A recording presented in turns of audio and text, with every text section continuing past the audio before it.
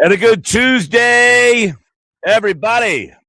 Welcome aboard the Sports Bash live, 97.3 ESPN, the 97.3 ESPN free mobile app. And you can watch the show live on the 97.3 ESPN YouTube channel. I'm your host, Mike Gill. Josh Henning is producing today's show.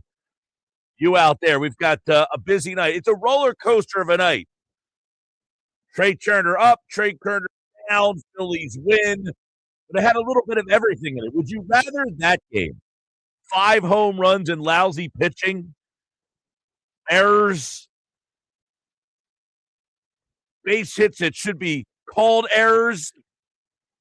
Or would you rather the Phillies scuffle along but have really good pitching? Which is the better way for the Phillies to win? With their pitching dominant and their offense struggling, or their offense dominant and their pitching struggling? What's the better recipe? Now, Sanchez was really good last night. 20 swing and misses for Sanchez last night. He was great last night. But got into the bullpen and got a little itchy.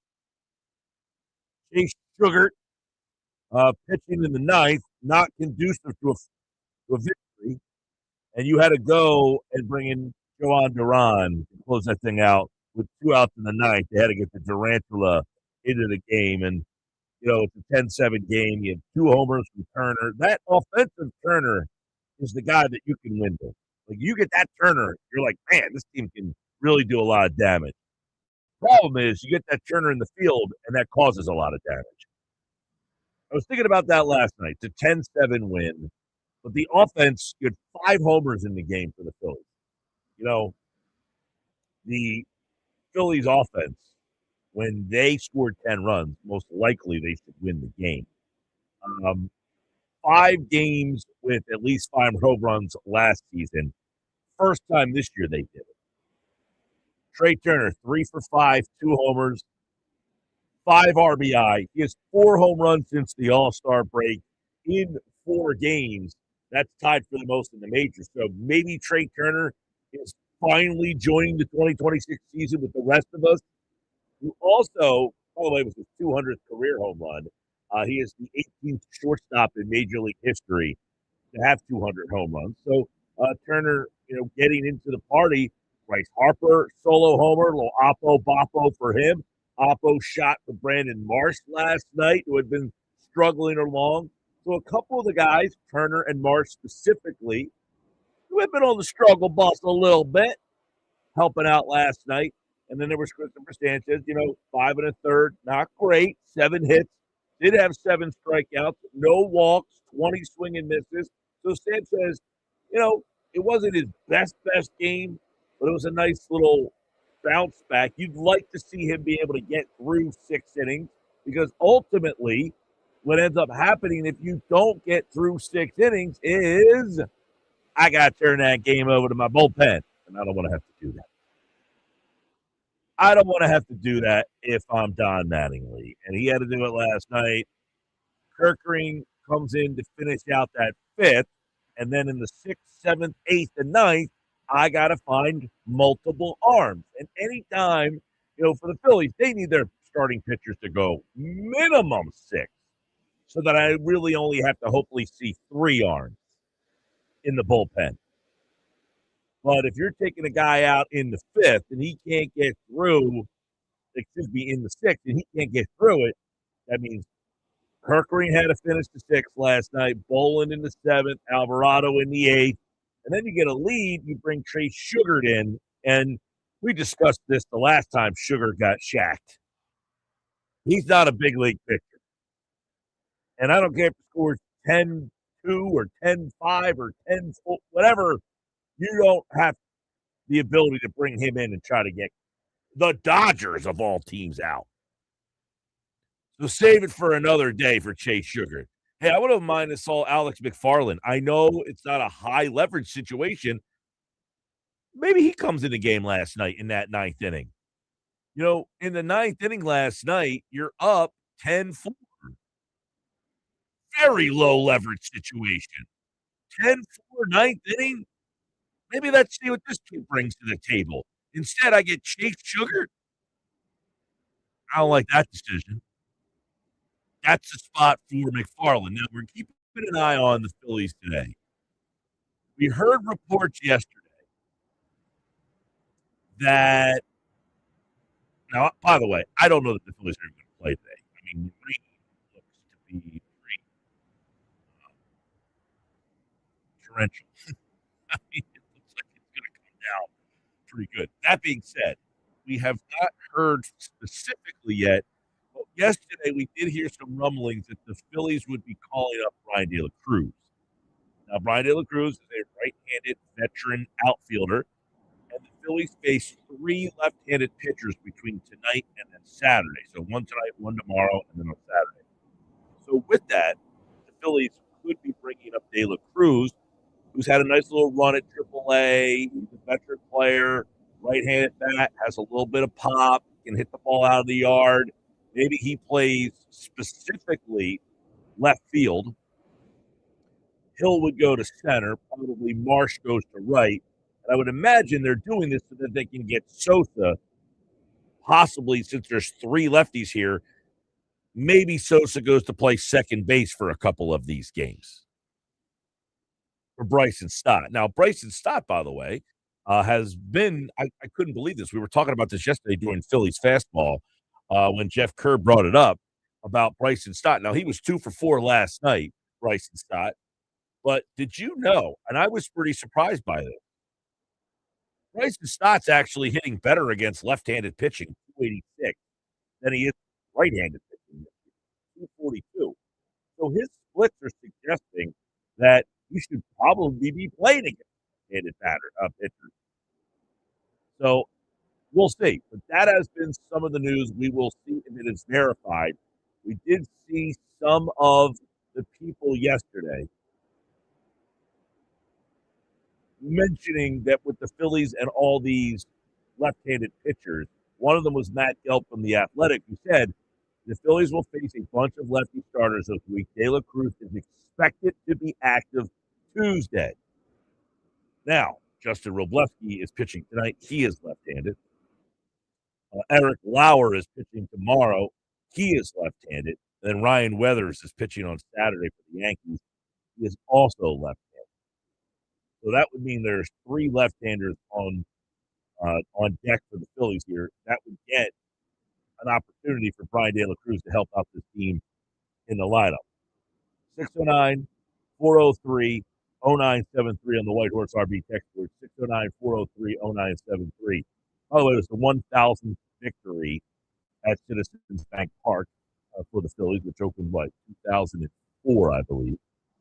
They have 1,000 wins since 2004 to 2026 at Citizens Bank Park. It's been a great place since they put that park together, although it did have a 10-year stretch of some pretty lousy baseball there. There's a couple things from the game last night that we should definitely take a look at. One, Sanchez pitched well last night. Kerkering, Bolin, Alvarado.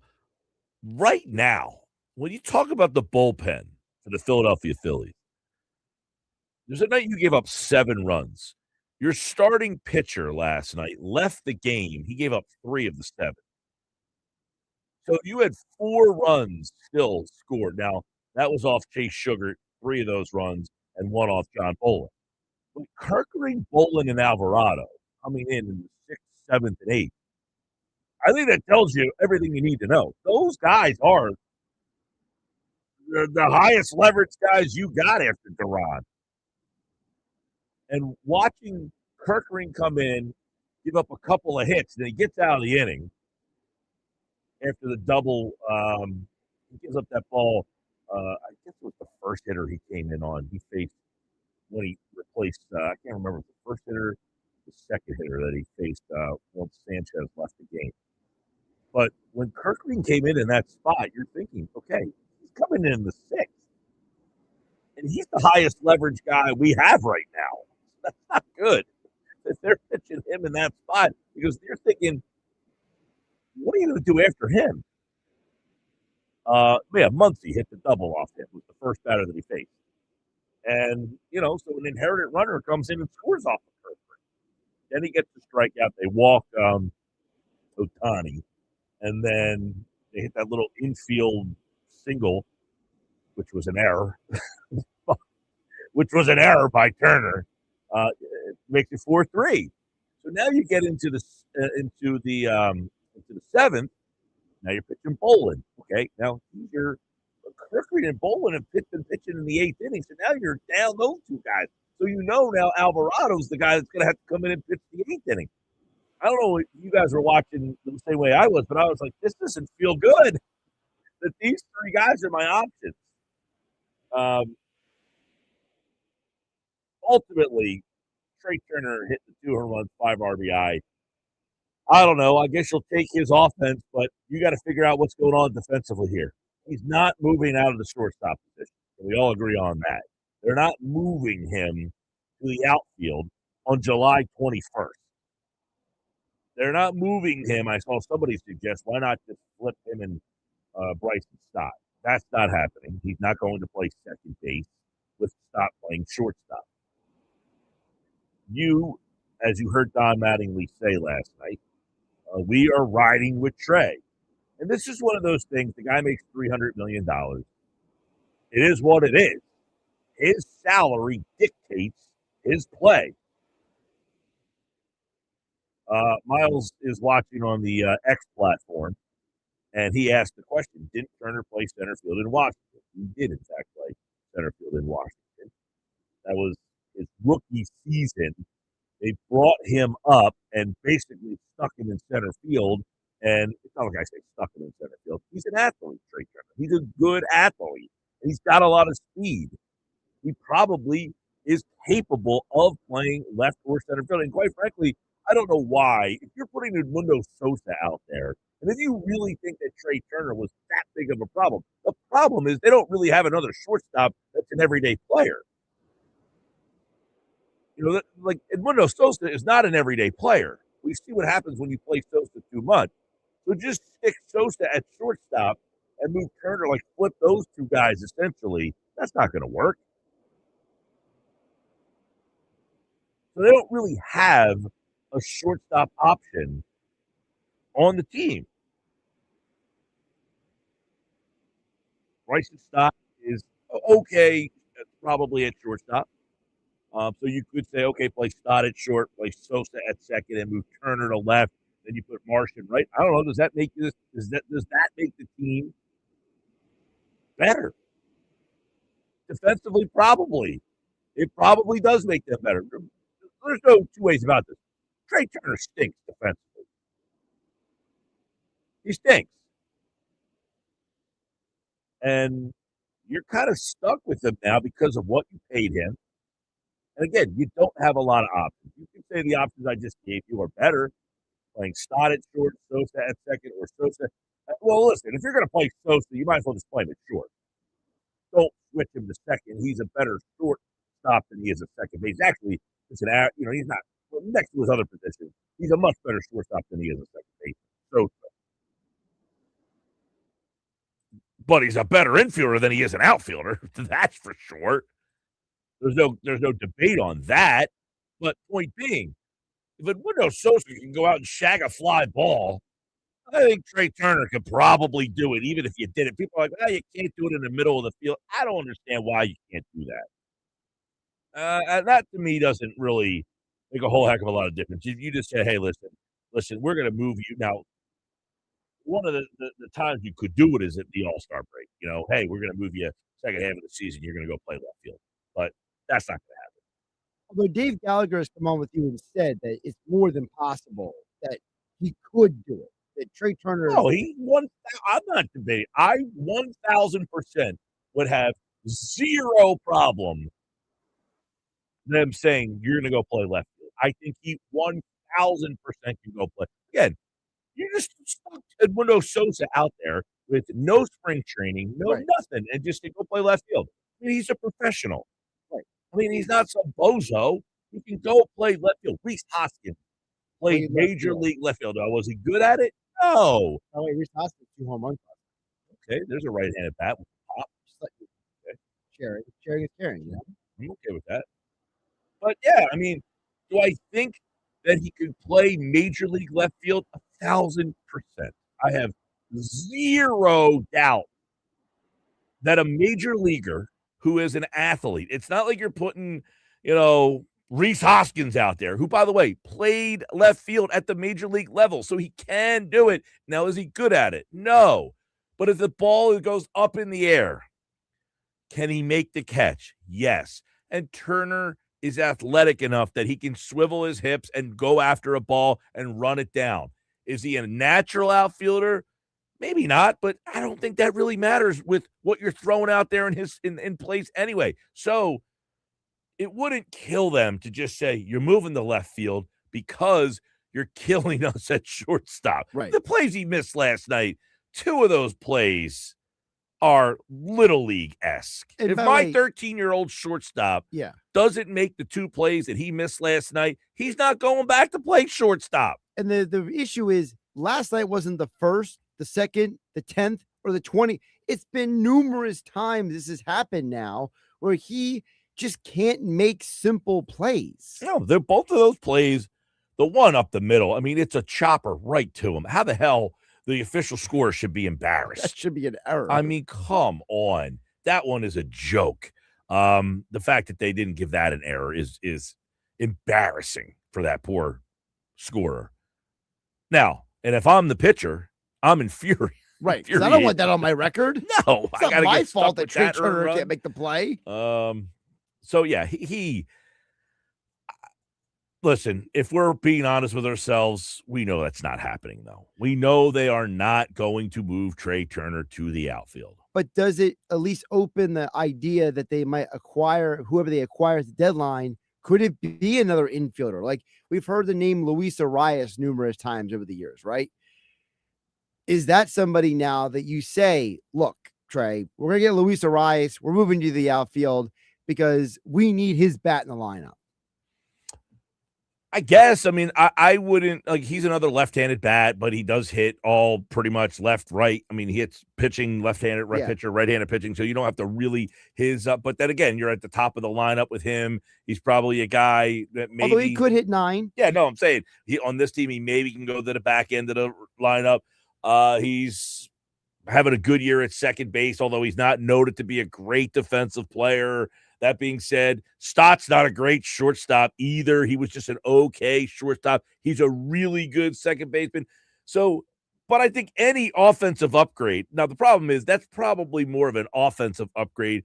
Yeah, you're slightly better at shortstop, no doubt. I think anybody at this point, Turner's probably the worst defensive shortstop going right now. So, yeah, anybody that would upgrade, but I just don't see it happening. I just don't see it. Now, well, the other guy, moving Turner to left field would certainly help your outfield. I was going to say the other guy that I know that Dave Gallagher has brought this up to you, Mike, is Willy Adames. Willy Adames can play shortstop. Now, he's not having the greatest year in the world, but he's got good power numbers and he bats right-handed. And he's very expensive as well. He is expensive, but if you're trying to upgrade the team, you're trying to go get somebody that maybe he's not going to cost you an arm and leg and prospects. So ESPN.com put out its top 100 trade candidates. Okay. They listed 10 players that would be fits for the Phillies. Is this the Jeff Passan list? No, it's Kylie McDaniel and Jeff Passan. Okay. Yeah. So they listed 100 trade candidates. 10 of those players they listed as best fits for the Phillies. None of them are middle infielders. Okay. In fact, only one of them is an actual infielder, and that is a corner infielder. He's Isaac Paredes. So Skubal, Buxton, Mason Miller, pretty interesting. As I think more about Mason Miller, that one to me becomes very intriguing because who closes the game and who pitches in the 8th? Mm-hmm. Duran or Miller? Like, who is legitimately the better closer out of those two? It's kind of a coin flip. I mean, I think Miller's having an amazing year. He's having an amazing year, but he's had an amazing few years. But he's also had his own inconsistencies. So it's like, is it something where you just alternate them until somebody establishes the role? I don't know that anybody needs to establish the role. I think they both have well established. No, but I mean, like if they're both in your pen. Well, what would say establish the role? Duran has well established the role. I mean, what are you going to do? Say, hey, Duran, you stink, you're out. I mean, he's well established the role. And Miller is. If you were to say, give me one pitcher this year who has probably been equal to Duran, he would be the answer. I mean, you can make the argument he's better this year. Yeah, so that's the thing is, if you brought in Mason Miller, you might ask the question, which one? Right now, Mason Miller's got a 0.89 ERA and a 0.84 whip. Right. Duran's got a 1.32 ERA and a 0.91 whip. So Miller is, quote unquote, slightly better. Now, Miller has 75 strikeouts in 40 innings. Yeah. Duran, 50 strikeouts in 34 innings. Miller is clearly having a better strikeout year than Duran, but I said that. Is Duran going to be? But my point is, it's not like Duran, like you said, who do it until someone establishes it. What am I establishing? I'm establishing I have the two best closers in baseball on the same team. Who pitches the eighth in that situation? And if you're pitching that guy in the eighth, is he as good? Because we see a lot of these closers that don't, when they don't close games out, they don't have the same success sometimes. And I don't know enough about Duran's background before he came to Philadelphia to know, was he ever like a long-term setup man? You know, whereas Miller. He was. Duran in Minnesota. Yeah. Had been pitching in. He did do some setup work? Yeah. Yeah. Okay. Because I know Miller did a little bit in Oakland for a little bit before they traded away. What's his face? Oh, sure. I mean, when Miller first came up, yeah, I mean, they kind of worked their way, both of these guys. But now they are both bona fide all-star, top-level closers in this game. Now, I wouldn't say I don't want the guy because of that, but his name has come up often here. I don't know that the Phillies have enough to get him. No. This is interesting. 3 of the names that have been mentioned by ESPN.com that would be best fits for the Phillies. 3 of them are catchers. Langoliers, Goodman, Rushman. 3 guys, catchers. Goodman and Rushman.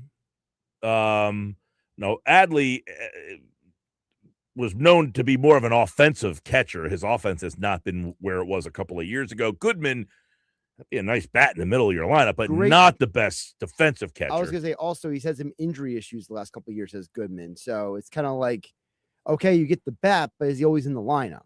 So pretty interesting, though, that they mentioned 3 catchers. Would the Phillies realistically cut bait on JT Realmuto? I don't see it. I don't either. You don't give that guy $15 million and everybody loves him as a catcher and he's the best defensive catcher and then to just bring another catcher. Right. Do you legitimately say you are going to be the backup catcher at $15 million a year for the next 2 Absolutely seasons? Not. I don't see that happen, but man, bringing in a Hunter Goodman to hit in the middle of this lineup probably be pretty nice. Like that's an outside the box way to find a right-handed bat is having the stones to tell JT Realmuto you are now the backup. Of course, my other question is, can Hunter Goodman play other positions? Well, you know, obviously the other positions that you would wonder is, can he play first base? Can he play outfield? Yeah, exactly. Those are probably things that, you know, who knows. But Rushman, catcher, Langoliers, who started the All-Star game, by the way, pretty good offensive catcher as well. The other names on the list, Jung-Hoo Lee, we've heard his name in the past, the Giants outfielder. Jeff Kerr's brought him up to you multiple times. Aroldis Chapman, he would be in the setup role. He's probably but I doubt it with the Red Sox winning 14 straight games. That and also the fact that it's looking more and more that if the Red Sox were to trade a high price for these guys.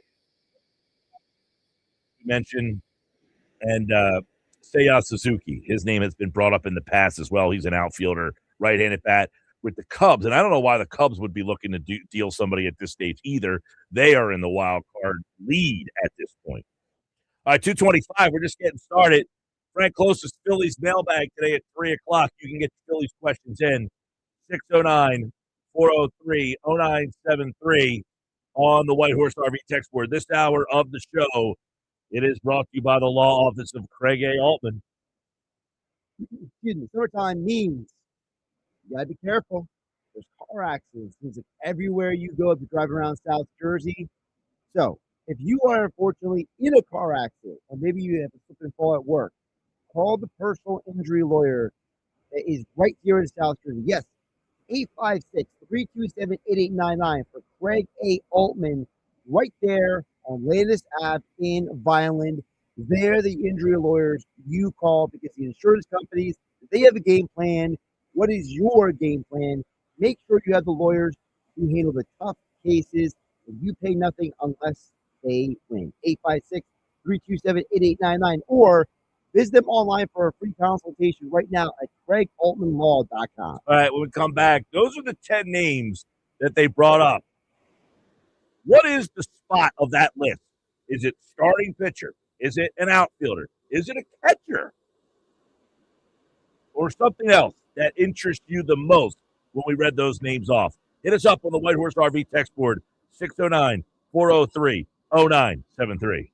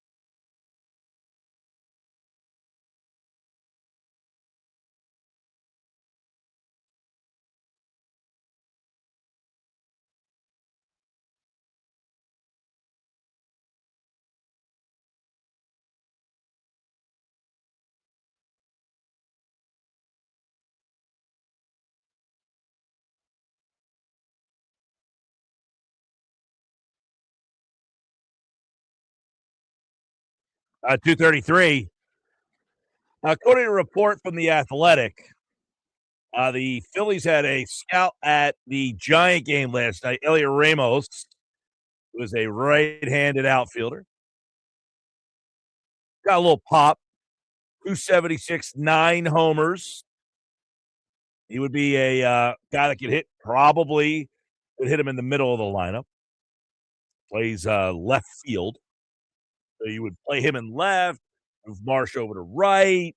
There's your outfield. Ramos, Marsh, and then Hill and Crawford would be your center fielders. He's another name. But that's one that I could take some serious consideration of, considering if the Phillies did send a scout out there and went to go look at him. That means they do have some interest in him. 609-403-0973. Did any of the names that I mentioned in the last segment stand out, do anything for you? I mean, obviously, a lot of those guys are guys you would love to have, but does any of them jump off the page, make you say that's the one to go after? For me, I just look at it like when you started bringing up catchers, I was just kind of like indifferent about it. Like I don't think they're going to go trade for a catcher. Like, I'm sorry, Jeff Passan and Kylie McDaniel. Like, I just feel like if they're going to make a move, well, you might say I wouldn't be indifferent about it. I would applaud it. I said it last week. How much longer can you keep riding with an offense that has a guy in the lineup hitting 200 every single day? I hear what you're saying, but you already gave the guy 3 years, $15 million a year. Oh, I'm not. What are you doing with him? I hated that contract when they gave it to him. I understand it, but my point is, wouldn't that be kudos to you for acknowledging that you made a mistake? Now, you might say, I don't see them doing it, nor do I. But my point is, I would say bravo for thinking outside the box. I have a guy who's not producing. How can I fix it? Let me go get a better player. Listen, if you told me the Phillies' big move at the deadline was Langoliers, I would give it an A. Easily. An A grade. Any one of those three guys that were mentioned. Rutschman's a little weird because he's supposed to be a better hitting prospect. So is he not hitting well because he's not on a good team? Like, how does that work? I don't know. No, I don't think that's he just hasn't. I mean, when they went to the playoffs a couple of years ago, he was a stud, and everybody thought, man, this is, they had all those young Henderson and Rutschman. None of them have really, been what you thought. Right. Henderson's hitting 220. They've all dropped off. The second baseman, Holiday. That's what I'm saying. He's hitting 205 this year. He's on my fantasy team. Him and Henderson, both on my fantasy team. That's what I'm saying. Is it because of the team he's playing on? Is in I don't think so. Pushing him further down the struggle bus? No, the team's loaded with talent. They all stink. It's the same group of guys that won the division with 100 wins a couple of years ago. Their problem was they didn't have any pitching. Now their offense sucks. I don't know how that happened. You went from a team that had all this young talent and had no pitching. But that's my point. I'm saying, is this change of scenery for the who? Answer for him? For Rutschman. Oh, possible. Listen, he is not the player that you thought he was going to be, that looked like he was going to be an MVP candidate. Right. That hasn't happened. So is it a change of scenery kind of move? Whereas like a Langoliers or a Goodman, you're getting some guy with a good bat, Langoliers is interesting. He's 20, got like 22 homers this year. Right-handed bat, probably hit right in the fourth spot in your lineup. Probably would be a tremendous fit for this team. Goodman, another guy. That guy rakes. Absolutely not a great defensive catcher, though. And that would be one area where you do get the guy's got 30 home runs already. Yeah. He would be a monster in the middle of your lineup. And I'm not saying I wouldn't do it. At this point, I'd just say, listen, if you told me, that's why those three names intrigued me the most, because those are the three that say, we have a problem in our lineup. This fixes it, and it's bold. And it says, this guy's not producing. We're doing something. Now, do I see that happening? No, I do not. I do not see the Phillies taking JT Realmuto and telling him, you are moving to the bench. I just don't see that happening. But I'm intrigued by that move more Now, you said you were what? Indifferent by that move. I say Well, I'm because I don't think it's going to intrigued. happen. I don't either. I don't think any of those names. Mason Miller, do I think they're getting him? No, I do not. I think it's more likely they could try for Mason Miller than Hunter Goodman. Like that's what I mean. It's like there's like I could see a scenario where What do they need more? Mason Miller in the 8th inning or closing games out and moving Duran there, or 30 home runs from Hunter Goodman hitting in the 4-hole. if it doesn't one or the other. You pick which one you want. Exactly. And we'll all be happy. I mean, again, I don't see the catching thing as a realistic possibility. I just don't. But like for example, so I'm looking at the ranking of the players who could be traded. There's a 35% chance that Jeremy Pena gets traded, but there's only a 10% chance that Shea Langoliers gets traded. Mm-hmm. So if we're going by the percentages, okay, let's say Langoliers doesn't get traded.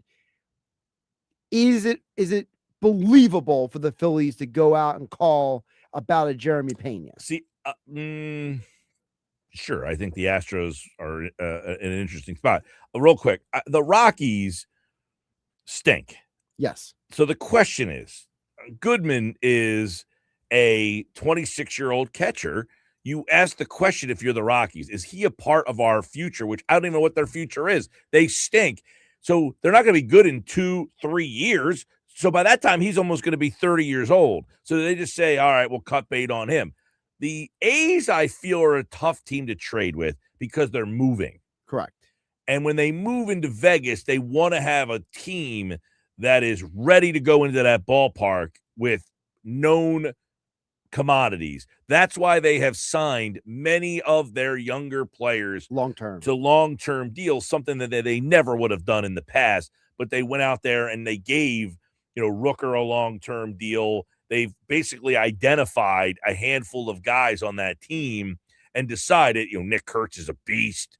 Yep. Langoliers is probably, maybe their best overall. I mean, Kurtz is definitively their best overall hitter, power, on base, everything. But Langoliers outside of Kurtz might be their next best player. Right. They gave I think they gave Lawrence name? Butler. Oh, the shortstop is Jacob Wilson. Thank you, Wilson. I mean, that guy's amazing too.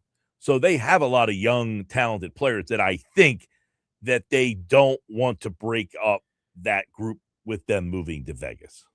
Yeah. By the way, Goodman is set at 15% to be traded. What about Rushman? Because his name did come up a little bit in the offseason. I got to scroll down to him. Give me a moment. John and Avalon, definitely starting pitching with a fourth quality starting pitcher. You can go very deep into the playoffs if they pitch well. So that's what I'm looking for off the list that you presented to us. Rushman is at 30%. Okay. That's from John and Avalon. Now, the Orioles have kind of got themselves back into this race a little bit. Yeah, they're in a weird spot. I'm not sure what they think of themselves, let alone what we think of them. Let's see. The Orioles are 3 back of the wild card. So the wild card teams right now are the Yankees, Guardians, and Red Sox. Red Sox have gotten themselves 14 games winning streak has put them into the 3rd wild card spot. Right. The Rangers are a game and a half back. The Orioles are 3 back. The Twins are 3 back. Then you have the Astros 4.5. That would go to Pena. 4.5 for Detroit. Toronto's 5.5. The A's are 8.5 back. So maybe they listen. And the Royals and Angels are 11 and 12 back. So I think the Royals and Angels, you can pick up the phone. The problem is we know the same names. Mike Trout's not getting traded. Joe Adell, possible. Other than that, I mean, I know Detmer's name has come up if the Phillies want to try to add another arm, and I wouldn't be adverse to adding another starting pitcher. Detmer is at 30%, by the way. Okay. Any other Angels on that list? Because that would be a team I think you can call. They probably have mailed it in. And on the National League side, I would say the Giants at 9.5, the Mets at 10, and the Rockies at 12.5. You could probably call those 3 teams right now and make a move. Cincinnati's teetering. They're at 6 out. So they would be on the list of teams that you're like right at the end of the, you only got about 60 games left for most of these teams. The next Angel on the list is Jose Soriano. He's at 30%. The right-handed pitcher. Yep. It would be interesting. It would actually be interesting if you added, as we talk about, can you get another pitcher? According to this, it won't take a lot to get him. as compared to Detmers. Yeah, Detmers is a lefty starter. Soriano would be a guy that could probably be your. See, the question with Soriano would be, is he better than Luzardo? Right. And would he pitch in the bullpen? By the way, Joe Adell is at 10%. Which is unbelievable that they're like holding on to Joe Adell for dear life. Again, I don't know what these percentages necessarily mean. Maybe it's not as much as the Angels are holding on to him, as much as maybe they just not a lot of teams calling about him. I don't know. Paul from Ocean City says, guys, great show. Mason Miller would be my top priority if he's available. Okay. Paul, I'm not shooting that down. If I can get Mason Miller, I'm not saying no. I just don't know that I can get Mason Miller. Yeah, I think the part of the problem is, as we've discussed in the past, organizations like the Braves, the Brewers, the Dodgers, they have deep farm systems. And your farm system is basically 3 guys. Mike in Ocean City says, what are your thoughts on George Springer? I mean, the Blue Jays they're teetering. Now, if you go to the World Series the year before, do you generally try to hold on for longer? He's not having a great year this year. No, he's not. Hit for a little bit of power, not great. I mean, put it this way. Alec Boehm has more home runs than George Springer does. He's also been injured the last couple of years, so I think Springer is really far past. Yeah, he's 36 years old, not hitting for the same power. Can't stay healthy. Banged up, exactly. He's been banged up. I mean, even last year, he had a great year for them at 35 years old. So even last year, even on this list here. Yeah, even last year, you would say, yeah, I would have taken him just a year ago. But man, the fall off from last year to this year has been pretty big for him. But he looked like he was starting to slip before last year, and then he bounced back last year. He is not one of ESPN's top 100 tradable players. Okay. I mean, I like Springer, the last year version, this year's version, probably. I'm just saying, though, if there's 100 guys in the list, he ain't one of them. Most likely not getting traded. Exactly. 609-403-0973. Do you remember? We got that coming up on the way. Sports Bash Live. We got a couple ones involving Atlantic City. One involving the Phillies. That's still to come on the other side with today's Do You Remember? This hour of the show brought to you by the law office of Craig A. Altman. Hey, don't forget, the Sports Bash is live on Wednesday. Not tomorrow, next Wednesday. We'll be live at Ventnor Social. Live show, and you need to stop out there if you want to win a trip to see the Phillies at Camden Yards. By the way, it'll be right before the trade deadline, so some things could be happening. We'll be giving away the trip on Wednesday at Ventnor Social, so stop out and see us. You must be present to win the trip. You got to be there. We'll pick out a name. Now, from people who have been showing up all summer long, you have multiple entries for some of those people, because we have seen some people show up multiple times. So if you've been there 3 times, you have 3 entries. Now, I call they follow the rules. They follow directions. Well, if you're out there next Wednesday, you will have an opportunity to win. The Golics are returning to 97.3 ESPN. Mike Golick Sr. and Mike Golick Jr. return to host the Golics starting August 3rd from 10 to noon on 97.3 ESPN.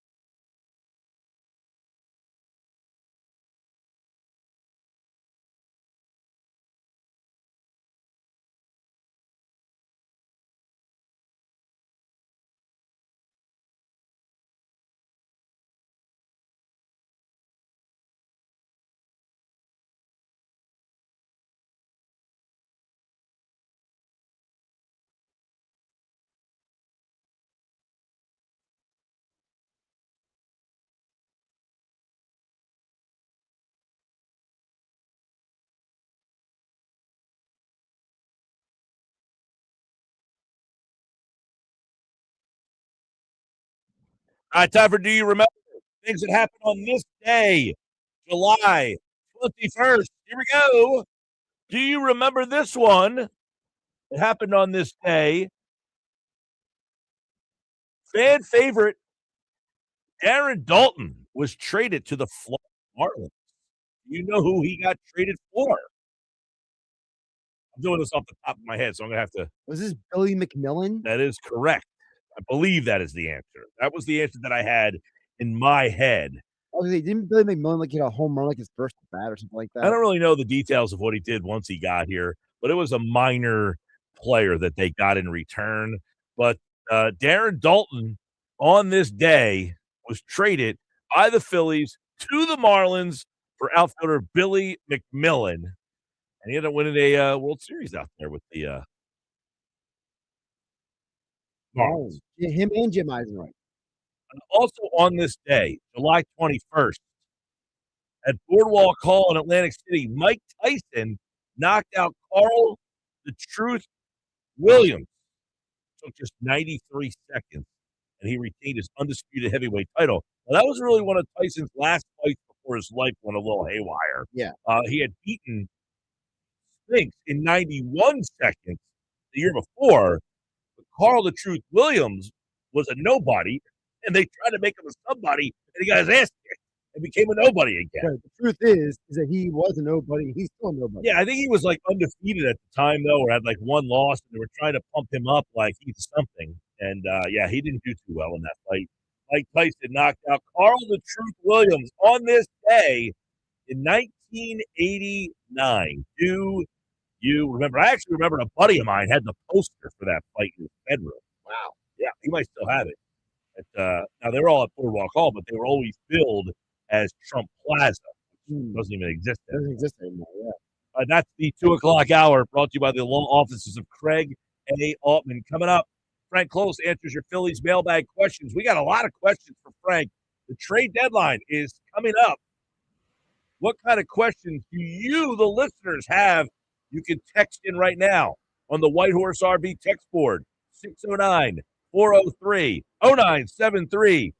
Frank Klose has the mailbag. Up next on the Sports Bash, live on 97.3 ESPN, the 97.3 ESPN free mobile app, and on the 97.3 ESPN YouTube channel.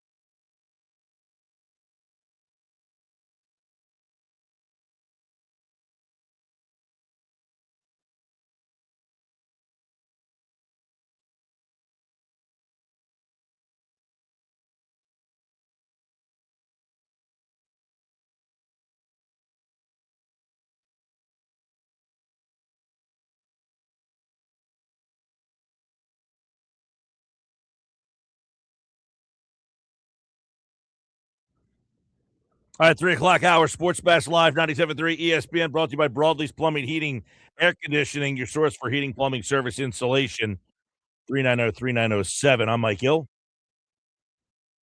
Phils, I don't know what's going to happen with that game tonight. I haven't heard anything yet, but the weather doesn't look great. I know the Yankees already postponed their game. They'll play 2 tomorrow. I haven't heard any news on, officially anyway, Brian De La Cruz. We were keeping an eye on that. What else we got? We got the mailbag right now. Frank Klose, 97.3 ESPN.com. Set to join us as he does each and every Tuesday. Trey Turner's Wild Night. You got Wheeler tonight. Let's get into it now with Frank right here on the Sports Pass Live on 97.3 ESPN. What's going on, Frank? Any nothing from the Phillies yet on this game tonight, right? No, I mean, the weather's kind of hit or miss, like storms popping up so far. Like, it seems like the heavy rain that's like kind of going to be sustained is to the west. So they might wait a little while and see if they can get this in. Yeah, I think after last night, that up and down roller coaster for a night for the Phillies, maybe getting right back out there would be a good thing for them instead of having to take the day off, although their bullpen could probably use it. We're going to get into that and more in the Phillies mailbag here. First, I don't know if you've heard anything or there's anything out there, this Brian De La Cruz stuff. Is there any substance that he will be with the Phillies, and most likely because they play teams the next couple of nights that have left-handed pitchers the next 2 nights, and then another one on Saturday. Is that something that you expect to be announced at some point today? I don't know how official it is, but it makes a lot of sense. I mean, I think the Phillies are in a position right now where, they had to put him on the 40-man roster or lose him. They decided to put him on the 40-man roster. That was like 2 weeks ago or 3 weeks ago, right? Yeah. And so because he's on the 40-man, I think they need to decide between now and August 3rd before the deadline if he can contribute to this team. And the only way really to know is just call him up and see what he can do. So I would be in favor of them bringing him up now, seeing if he can give them a little something against these lefties, and then make another decision. I mean, Garrett Stubbs' spot on the roster as sort of the extra pitcher. I don't know that that's a roster spot that's been giving them a whole lot of value. So if they feel comfortable with their other catchers and the catching depth in the organization as a whole, I could see them maybe removing Stubbs from the roster and giving him a shot before they maybe make a move for somebody else if they don't feel like he can contribute to the team. And this would be something that he would most likely, what you think anyway, go play the outfield because of the lefties, and then because I was looking at the splits, I was actually surprised that Stott has hit better against lefties than he does against right-handed pitching. But what is your thoughts on why they would be feeling that now would be the time because of those lefties to use De La Cruz? I don't know. It's about this stretch in particular, other than you have to have a look. I mean, they committed to this 40-man roster spot. He's not somebody you can option to the minor leagues. So if they don't see him now, if Kevin Long doesn't really get to work with him now, I mean, this is probably the last shot. So he's one of those players where after August 3rd, if you make a move for another right-handed outfielder, he's not that useful to you. I mean, Derek Hill's been a really nice addition against lefties and plays center. And wouldn't it be nice to have someone other than Edmundo Sosa in left field? Now, you mentioned Stott. He kind of has hit better against lefties this year. Traditionally, that wasn't the case. Maybe it's a matter of sample size, but, you could still give Stott a day off against a tough lefty if you have another right-handed bat in the outfield that's not Edmundo Sosa. So I think this gives them a couple more options. And again, Garrett Stubbs, what has he done really other than pitch every blowout? Well, that whole situation, we can get deeper into that, is the fact that you have 3 catchers on the roster, 2 of which really don't hit a lick. So it's not like you have this offensive catcher that is just sitting on the bench, that you can use in a pinch hitting situation. Neither one are an option to pinch hit. Yeah, and that really makes the roster smaller. I mean, I think that's been the toughest thing with this. And so I understand, while JT was a little banged up, they wanted to keep an eye he didn't have a concussion, but when Marchand had a hit to the head, it was kind of nice to have another catcher around. But things seem pretty level, and I think the market is such that they could find another backup catcher if they really, really needed to. So I don't think that roster spot is one that really is giving them a whole lot of value right now. Frank, let's take a look at some of the mailbag questions that we got this week. Let's start with Ed's. He wants to know, the All-Star break is come and gone. We're into the second half of the season. There's about 60 games left to go. I think we just got to about game 100. So what words would you use to describe the Phillies at this point of the season? Yeah, now the Phillies actually have won 6 out of their last 10, but, they had the big slow start and then the big surge right after that. But I would actually say that I feel like they're kind of treading water right now. So treading water would be how I would describe them right now, because generally speaking, they've kind of been a 500-ish team the last couple of weeks. And a lot of it has to do with the fact that even though Aaron Nola has given them a couple good starts, they haven't been able to win Aaron Nola starts, and they haven't been able to win the Allen Ron spots either. And so, the question is, who's the fifth starter right now? We don't really know. I mean, could they call up Ryan Keller? That seems to be a name. He's somebody that the Phillies grabbed back in May. He might get the next shot. I mean, they signed Colby Allard. They've been accumulating inventory, and it's really unclear kind of where this is going. And, we've seen some struggles from their offense lately. Brandon Marsh had an 0 for 17 in there. Of course, last night he had a home run, so that's encouraging. The offense as a whole kind of was struggling. Last night they came out. But, I think because of the starting rotation, because of the bullpen too, I mean, that they're really, I think that the Brad Keller injury just really kind of unleashed a sense of uncertainty. Even when Brad Keller was hurt, you kind of felt like, okay, well, he'll come back and then things will settle down. But, he's going to be out the rest of the year. And depending on what they do with the surgery, I mean, he could be out most of next year too, which is a shame because the Phillies just made him the highest paid bullpen arm this year. So, I think that makes you feel like you're treading water a little bit. But I think that with the trade deadline coming up on August 3rd, the Phillies are going to do something. I think they're just trying in some ways just to get by. Those things I just mentioned have left everybody a little extra tired, I think. So I think that jolt of energy that comes from the trade deadline would help this team right now, just like last year when they added Duran. That really was an extra jolt of energy. And Bader as well. Don't forget him. He was a big addition for the team. Frank, before we get to some of the other questions here in the mailbag, we were going over the list. Danny has a question, so we'll kind of tie it into his. He says, what's a realistic trade target and who is a dream trade target? I don't know if you saw the list. There was 100 guys listed, and they listed teams. 3 of the names as fits for the Phillies were catchers. Now, I think the Phillies could certainly use an upgrade offensively at that position. But you don't think the Phillies would be bold enough to act like that would be an outside-the-box way to improve the lineup, would be to improve the JT Realmuto spot. But do you think that's the 3 names they mentioned, by the way, were Hunter Goodman, who, by the way, would look pretty darn good hitting in the 4th spot in this lineup with 30 bombs. Langoliers, another guy, 22 homers, and then the last guy, Adley Rutschman. All 3 would be an offensive upgrade over JT Realmuto. But you don't see that actually being a possibility, do you? It's funny. I was looking at Langoliers at the All-Star game. I was looking at Rutschman at the All-Star game and just thinking, what if, because Langoliers was a 2016 first-round pick, and the Phillies, of course, drafted Mickey Moniak. And Adley Rutschman was a potential trade candidate this past offseason.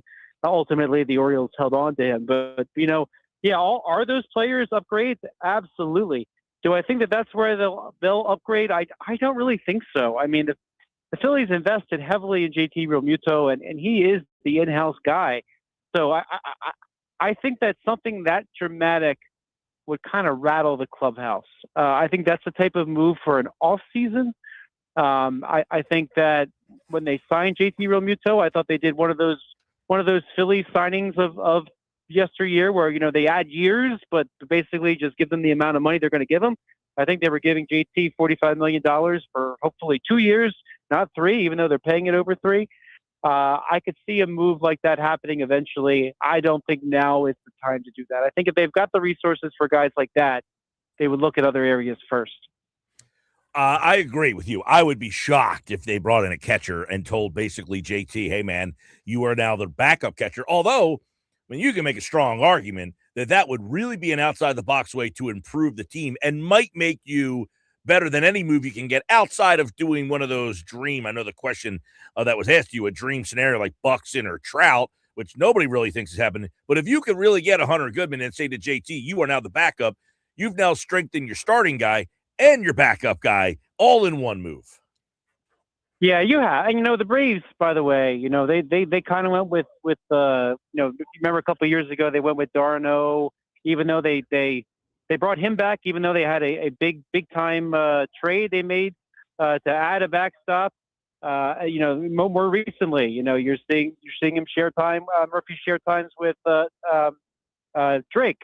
Drake. I always mess up his last name. Baldwin. Excuse me. Baldwin. I don't know why I drew a blank. But they've done a good job managing multiple catchers that play a lot. I mean, the Phillies, though, a little bit different than that. They don't have an open DH spot. Otherwise, I think they could maybe do some things some more. But I think overall, if you throw a starting catcher in right now, you're also messing with the pitching staff. So I think in an off season, you could figure out a way to do that. Again, and that might mean you might say, okay, fine, maybe Kyle plays some outfield or something just to make this happen. But I don't like that either.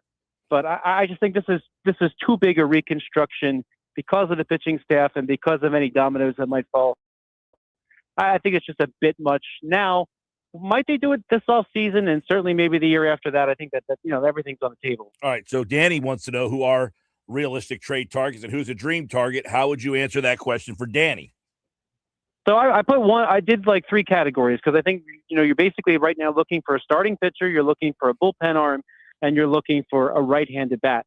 So for the starting pitcher, I think Tariq Skubal obviously is the dream target.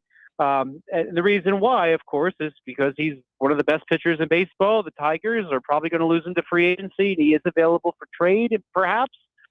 But I think that becomes a stretch because that's going to require a lot of resources. And for the Tigers to move him, they're going to want a boatload in return. But I just mentioned three things I think the Phillies need. So that's not going to really work out for them. But the realistic target, the name that I landed on was Reed Detmers, and he is from the Angels. He's a guy right now. He's 3-6 with a 4.16 ERA. Now that's not going to be the type of starting pitcher that's going to light the earth on fire, but you can give him the ball every fifth day instead of Alan Ronhell or a bullpen game, and he'll give you some stability there. I think the acquisition cost would be a little bit lower, and New Angels general manager on the interim basis, John Mozeliak of Cardinals fame, he's looking to make some trades. So I put him there as a realistic one. Now, if I get up to the bullpen, dream target, Mason Miller, realistic target, Eric Miller. The Padres, we saw it with Juan Soto, right? Their general manager, who's known to be very, very, very bold, A.J. Preller. He traded for Juan Soto, and then the next year traded Juan Soto.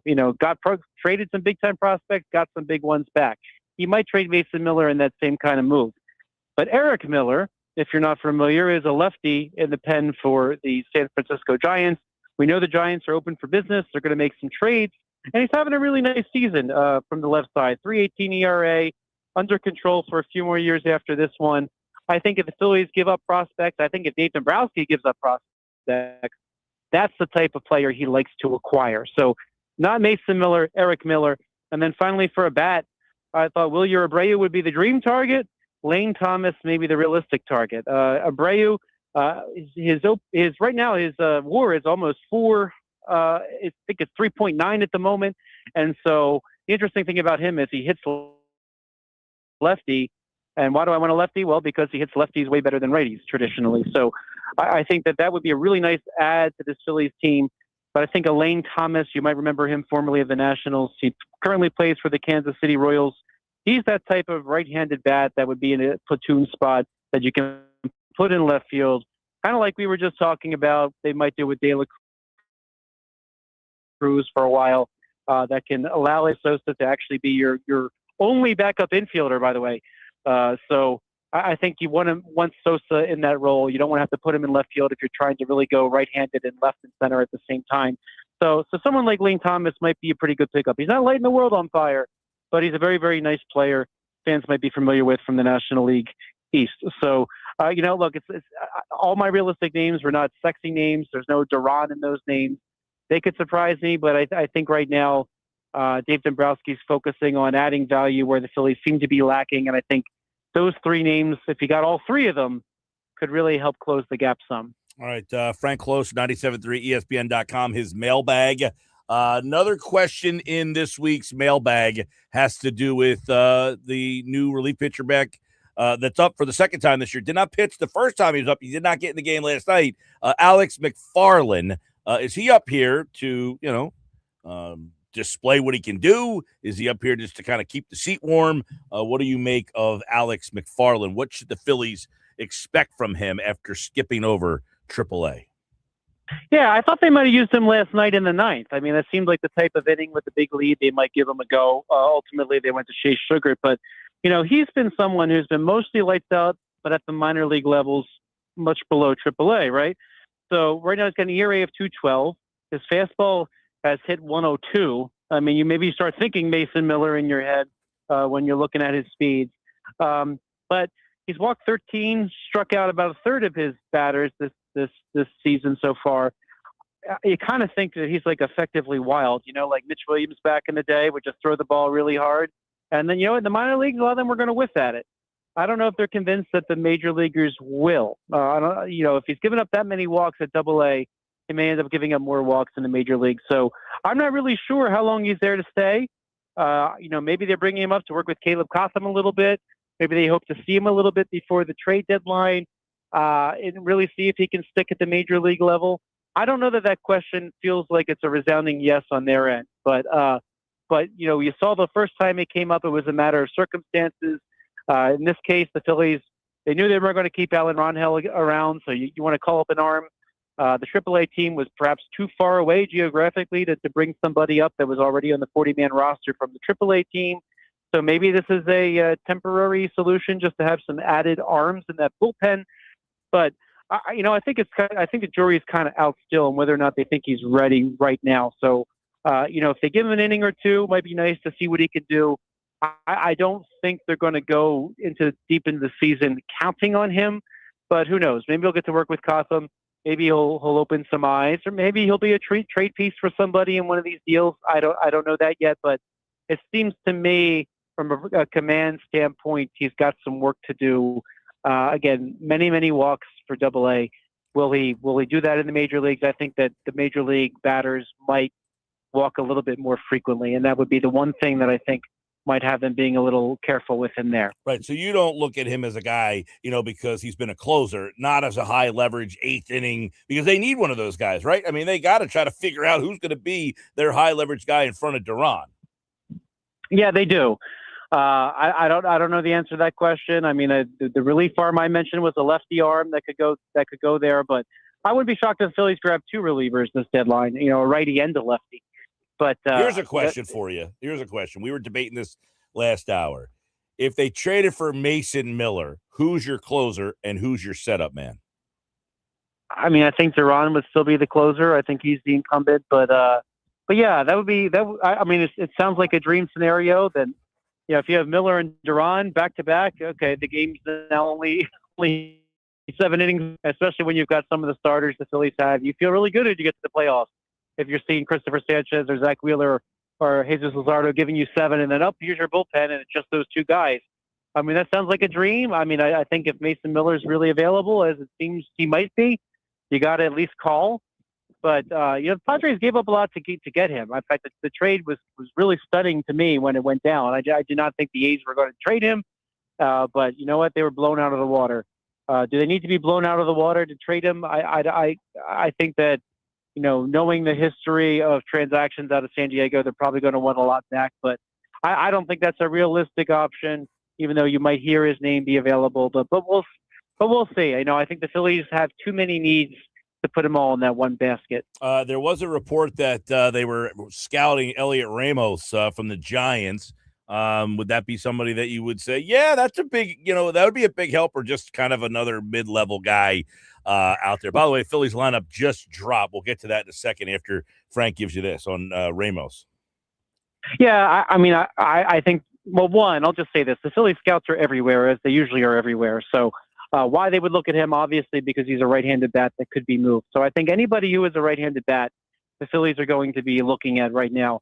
It doesn't mean that they're that serious about it or that close to doing it, but if the Phillies got him back and they got other pieces, I think that Ramos would be a very decent piece.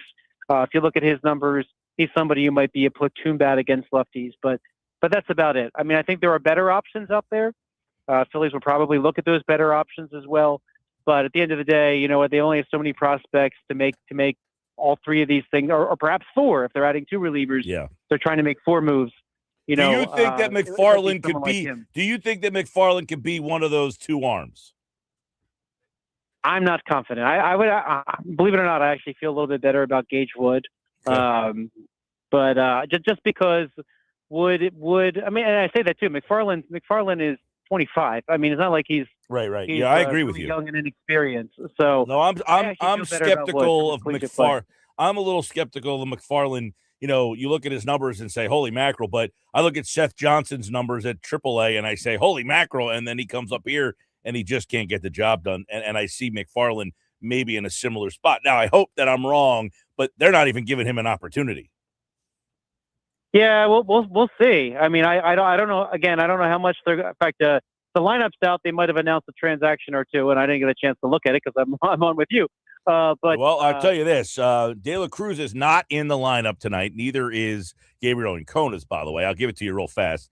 And our Phillies lineup, as always, is brought to you by Chachi's 13th floor at Rafici's. Coming soon to the White Horse Pike in Absecon. Text your name and where you're from right now to 609-403-0973. And if the Phillies score exactly 13 runs tonight, we'll select one winner for a $100 gift card to Chachi's 13th floor. Coming soon to Rafici's on the White Horse Pike. You got Turner, Schwarber, Harper, Bohm, Sosa, Real Muto, Marsh, Hill, and Stott. So even with the lefty, you're getting Marsh and Stott, but they are hitting 7 and 9 today. You've got Sosa hitting in the 5-hole, but some reports about De La Cruz. He is not in the lineup tonight, and I do not see anything as of yet that has said that he has been called up to the Phillies. So there you go, Frank. Yeah, I haven't heard from any source that I would say, oh yeah, that's definitely for sure that he was coming up. If it would make sense to do it now, I suppose, against the lefties. Matt Gill did tweet yesterday. He did subtweet actually the report from the reporter who brought that out, which was Mike Rodriguez. Matt Gill subtweeted and said, Phillies will face a bunch of lefty starters this week. De La Cruz is expected to be active Tuesday. Never happened, or we don't know. Maybe he will be here on the bench or something, but he is not in the starting lineup at least.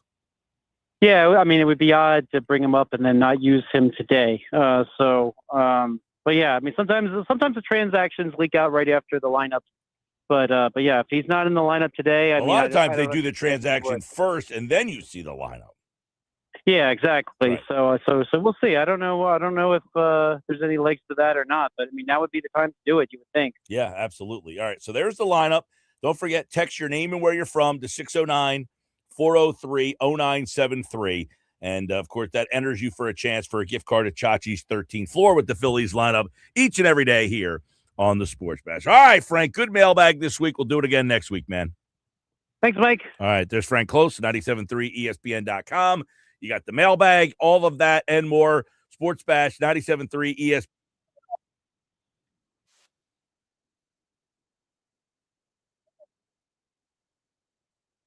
Hints today for the latest on LeBron James. We shall see what he had to say on his, what's the name of his podcast? Game? It's called the Game Over Podcast, but apparently the game is very much still on. So these are the latest from him on the Game Over Podcast, along with Max Kellerman. You'll hear what he had to say on that coming up next on the Sports Bash Live on 97.3 ESPN.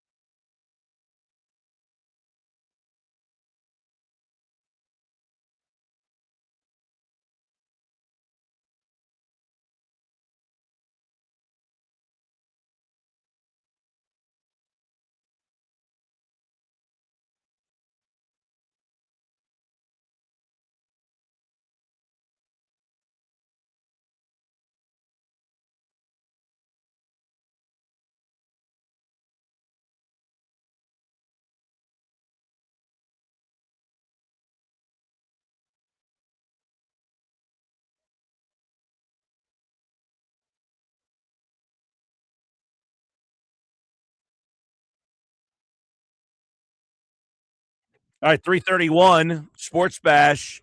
What did Rich Paul have to say about the latest on LeBron James? We'll get to that in just a second. But first, let me tell you about my buddy Rocco and his team over at Key Acura of Atlantic City. You know, you build a loyal fan base. You don't do that by not satisfying the customers. They have built a loyal fan base of repeat customers for one reason.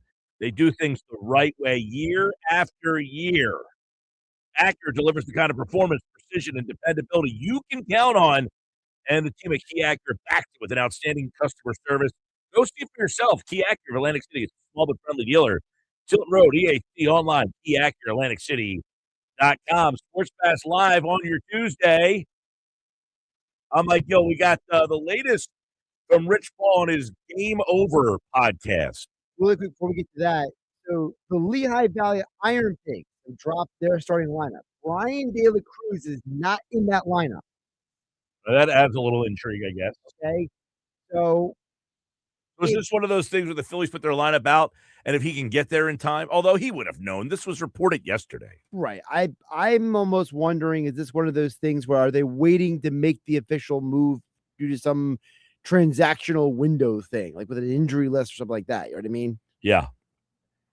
Yeah, maybe someone has an injury and they post date it to another day, and then they call up De La Cruz.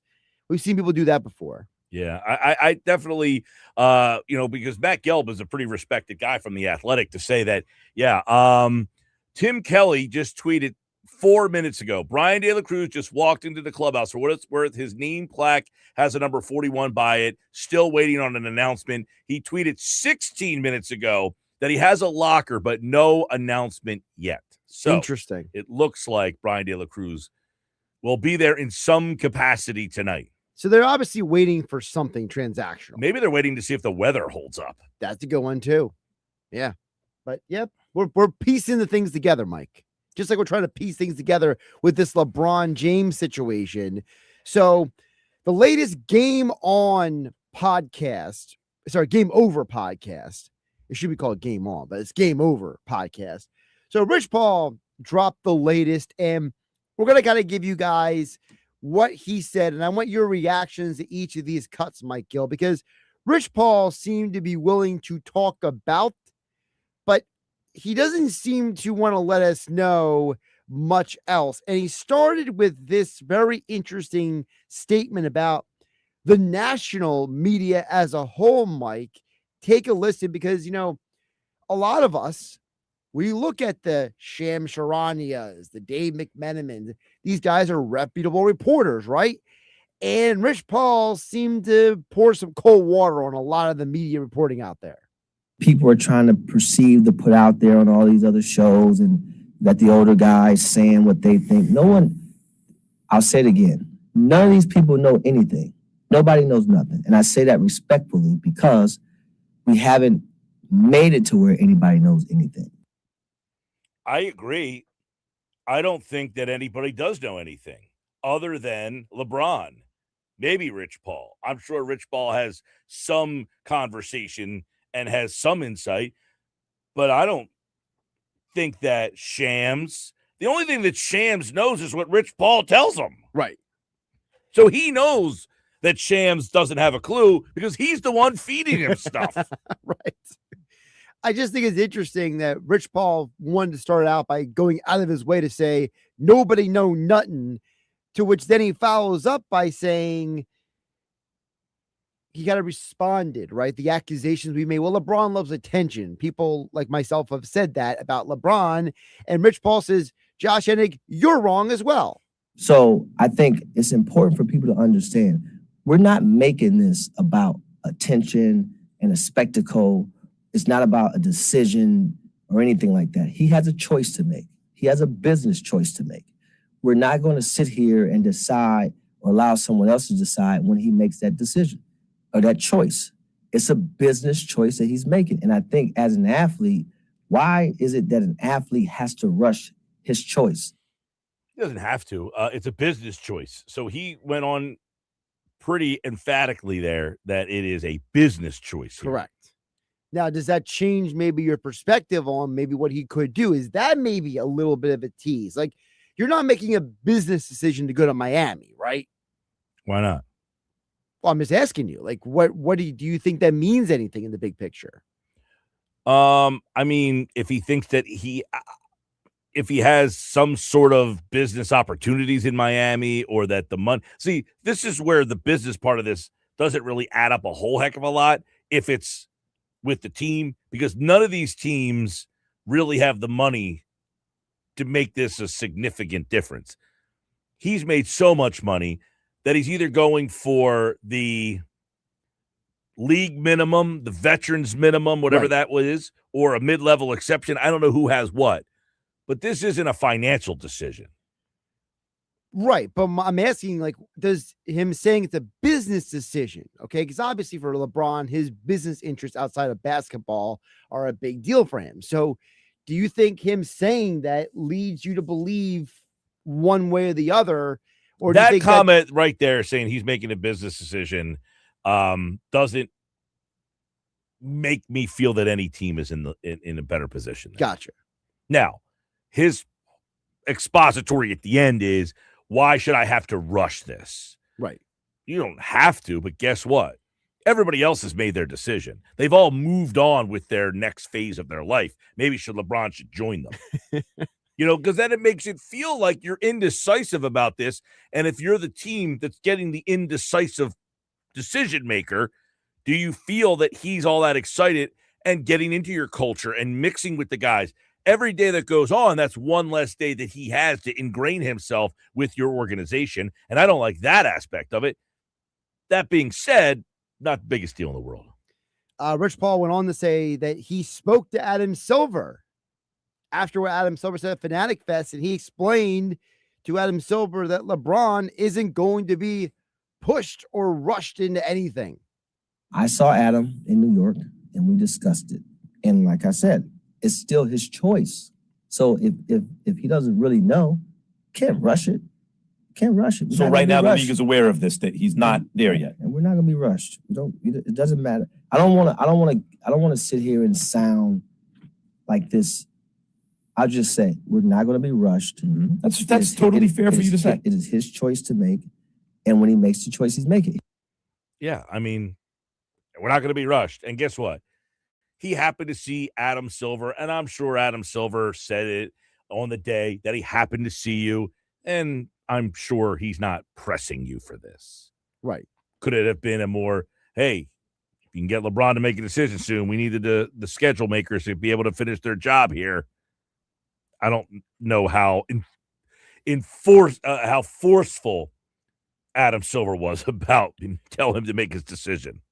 Sure, but I do think that there is, as we discussed last week, there is an element to this that he's not wrong. The league wants to start promoting LeBron's in a new location. And I have said before, the league certainly benefits from LeBron making this decision so they can start to promote games and him on that team and matchups and the schedule and all that stuff.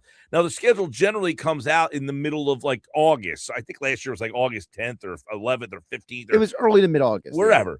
But they can't finish that schedule because they don't know where he's going right now. So they probably have a bunch of marquee games that are just kind of sitting on a whiteboard somewhere. And they have them up there and they're saying, where can I plug these games in? Well, it's Cavs, Knicks, Sixers, Knicks, Celtics, Sixers, Heat, Knicks. They're waiting to see where can I slide those games in once he makes his decision. So I understand why the league wants to get this thing moving here. And then think about this. You work for the team. It's a different call to make to your season ticket base. Hey, would you like to buy season tickets for the Cavs this year? Maybe. Hey, we just got LeBron James. Okay, definitely. Same with Miami. Similar to Philadelphia. I think Philadelphia got a little jolt from getting Jaylen Brown. Sure. Maybe you got some people that still weren't sold, and then you get LeBron, and they say, okay, now you got me. Absolutely. And there's probably people who they'll call that team before they call them if LeBron gets signed. You know what I mean? There's a two-way street with this as well. Let me ask this question. I have said that I think that the LeBron Lakers era kind of fell flat to me. I don't know about to you. I'm not going to speak for you. But to me, it kind of didn't have the impact that you would think LeBron going to the most recognizable organization in your league would have. Mm-hmm. How did the LeBron to Heat era feel? It felt huge. So if it felt huge then, does he want to recreate that now? And say, hey, listen, that was huge. Me going to Miami was huge. I might want to do that for my last go around. I still think that Miami is like the college go away. He went and hung out with his buddies. He went to South Beach. He learned from Pat Riley. He moved on with his life. To me, the Heat just don't make any sense basketball-wise, business-wise, personally. And I could be wrong. Maybe there's something about Miami, the organization that LeBron, there's a vibe he feels that I don't know about. But from all of I just don't see a scenario where it makes any sense on any level. I just don't see, because of the Bam, Giannis, and LeBron, three guys who are not known for their outside shooting prowess. You got three guys who are more, especially Giannis and LeBron, who are more ball, dominant, point forward type of players. Bam is a guy who's not an outside player as much either. Now, the other two players on that team are pretty good player. Davion Mitchell's a really good player, but I don't feel that front court is the best fit. Yeah, I just don't see a scenario where the Heat make any sense on or off the court. But again, we'll find out. Rich Paul went on to say that he has been sending NBA teams, Mike, a specific message in recent days. There's been several people to call and say, hey, Rich, is there anything more we should be doing, we could be doing? And my answer is no. We don't need you to go above and beyond about anything. We understand it. It's clear. All the messages have been. We get it. And again, there's roster spots that's not filled. Right. If they want to fill their roster spots, we're not saying don't fill your roster spots. See, I get it. Like, no, there's nothing more you can do. But then also he's essentially like, who wants to wait out for us?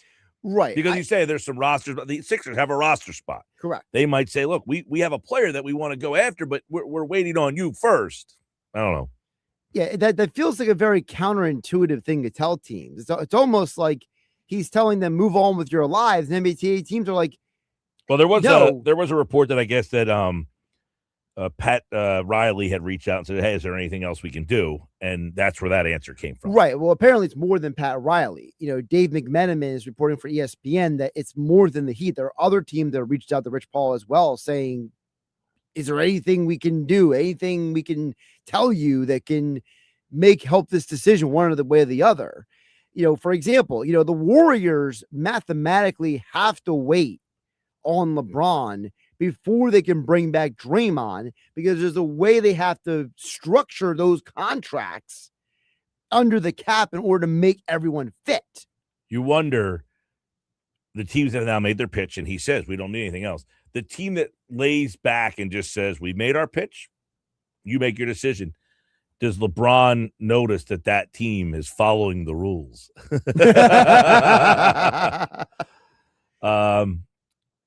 I don't think that's the possibility, but we'll see. Well, there's another thing that Rich Paul said is getting a lot of traction.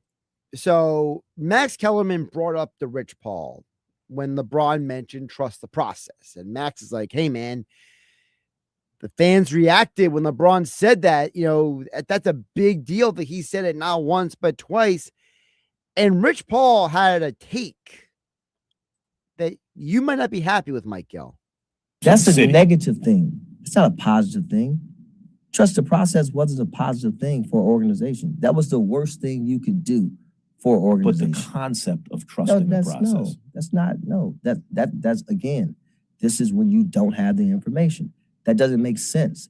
Trust the process was a negative thing. It got branded as negative based on their actual behavior. It was the worst thing you could do for an organization. Intentionally be uncompetitive for your... Okay, so, wait, Rich. Where's the value in that? Yeah, I mean, he's not wrong. I mean, I hate it. I hate the concept that that's what the rules say that you should do. to try to get a player of LeBron's ilk. In other words, I have to be bad if I want to ever get a player like LeBron on my team. So he's not wrong about that. I mean, the whole element of he's saying it's the worst thing. I don't think he's criticizing teams for doing it. I think he's just saying it's the worst thing that you have to come to terms with. That's how you have to approach your season. So you don't think that him saying any of that is a deterrent at all when it comes to I wouldn't think so, because if that's the case, I don't think the Sixers would be even in the running. Well, the reason I'm asking is because there's a lot of people who looked at when LeBron said trust the process as like, oh, that might be a signal, that might be a breadcrumb. And Rich Paul is saying like trust process wouldn't even be a positive thing for us. Well, that's what LeBron said as well. I mean, he essentially was insinuating that he's been using that phrase since 2003. Since he got drafted in 2003. The final takeaway from the Game Over podcast, Rich Paul and Max Kellerman. Rich Paul goes on to say that this percentage of the media has no clue what LeBron's going to do. And for the viewers and listeners, you got to understand, when you see people on these platforms talking, for the most part. Do you have anyone in mind in particular? Just anybody on all the platforms for the most part. 98% of them don't have the information. Right. And so there's a lot of things being spewed for takes and for viewership. But, you know, the fans shouldn't lead into that. Like, don't lead into that thing. I like how he, Max Kellerman, anybody in particular you want to shout out as they have no information? He said 98%, which means there is somebody who has the right information. Right, there is somebody. You don't want to tell you who that is. Which guy do we think it is? I mean, if you go based on historical track record, there are a few of these guys who do have a bad track record. Well, I think Shams' track record with the Rich Paul clients is generally that's where he's getting his information straight from. So if you say 98% don't have any idea, he might be the 2%. I will also say McMenamin has a good history on the LeBron reporting as well. So do we factor that in that 98.2% factoring? Coming up on Sportsmanlike Moment of the Day, plus football at 4, we are 1 week away from training camp report. That's all still to come. Plus, Phillies fastball, Knicks Nuggets. Don't go anywhere. Or Sports Bash on 97.3 ESPN.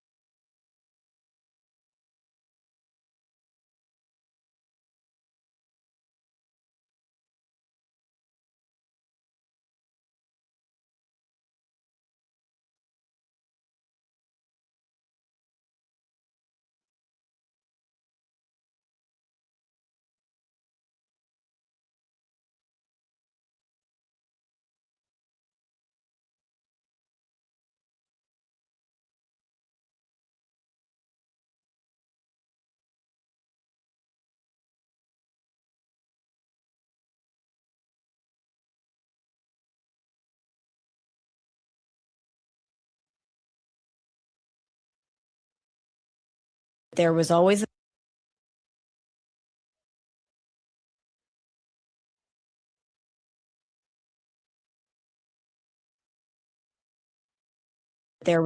plan, and that he, Rich Paul, and whoever is in the small circle of people in the know just knew that they were going to have to weather this. Everyone being annoyed, quite frankly, at the delay and the indecision, but they know when this is going to happen and they're just biding their time. It's almost as if he's enjoying this because he knows we're all chomping at the bit for this information. And it's like he knows that there's an internal countdown in his head being like, okay, just wait, it's going to happen here. And I think once he makes that decision, it will become abundantly clear why he waited till that point. Are we all chomping at the bit?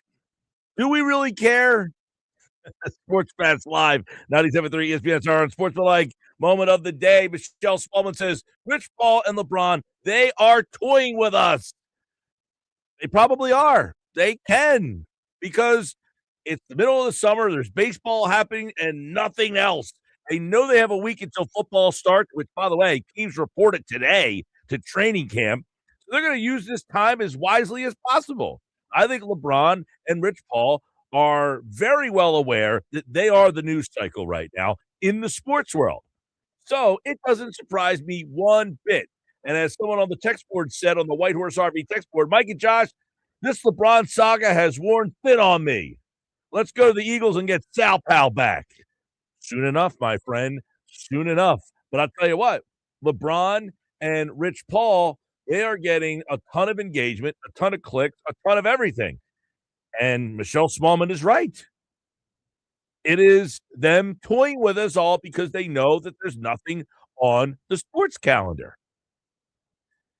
And Michelle Smallman today is our Unsportsmanlike Moment of the Day here on the Sports Bash Live on 97.3 ESPN. Hey, my friends at Clark's Moving and Storage, it's that time of the year where the college kids are thinking about going back to school. Not thinking about it. They got to get ready to go back to school in just a couple of weeks. Well, how are they going to get all their stuff there?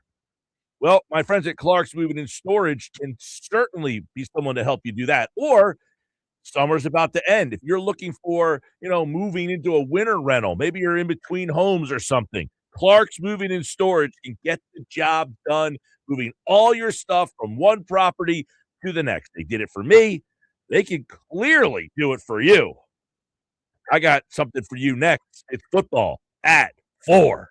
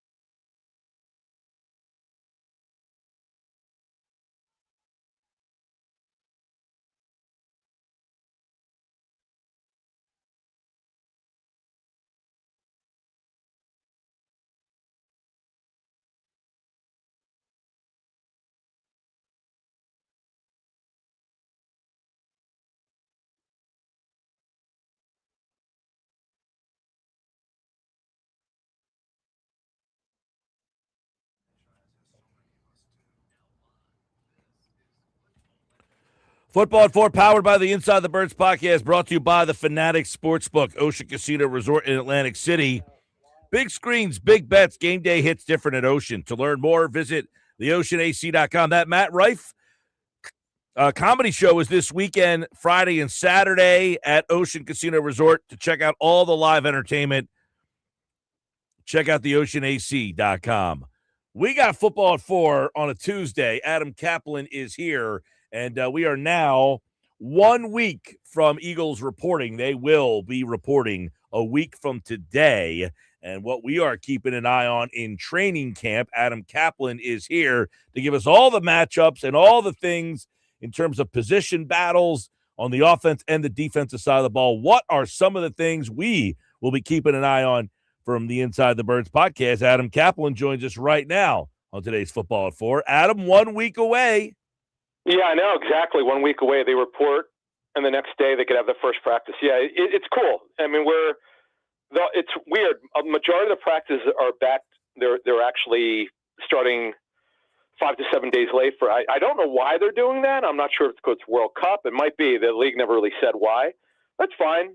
It's no big deal. The length isn't changing. It's just starting later. But, yeah, so the thing about this segment today, Mike, is we're gonna talk about the players. At least I'm keying on. Andrew DeCecco will have his. Jeff Mosher will have his. But little heads up, we'll give you a little scoop here on what's coming up on Inside the Birds on Wednesday and Thursday. So Jeff came up with this idea. We've done this before loosely, but never to this degree. So Jeff came up with this great term called Lee Heismans. Yeah. Guys who did great at Lehigh came out and the rule for me was generally they had to be an undrafted free agent or a late round pick that came out of nowhere to do great in training camp, but may or may not have made the Eagles roster. And I tell this story about when I broke a story on one of these guys who was like one of the biggest training camp heroes of my career in 27 years, of a guy coming out of nowhere. And I actually, I put the scoop out, and I like to always give the reason why. And people thought I made it up and I was lying and they got to block people. That's how vicious it became. This guy, because I understand like the venom, and I didn't respond to any of it, but I get it when you get attached to a player. And I also thought it was wrong until I talked to them. I said, "Why are you cutting him?" And they explained to me the reason, and they're right about it. But that's coming.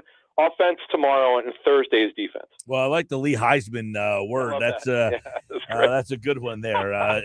Lehigh back in the day. That made me laugh hysterically. Yeah. There's a lot of young people maybe out there listening that don't even remember the Lehigh days. Hell, I remember going to Westchester once or twice, Mike. Billy Hess, remember Billy Hess?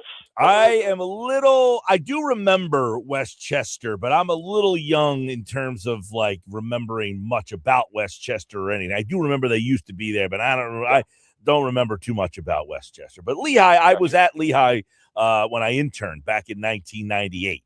You know what? I don't miss the drive for me was like almost 90 minutes, plus there's always construction.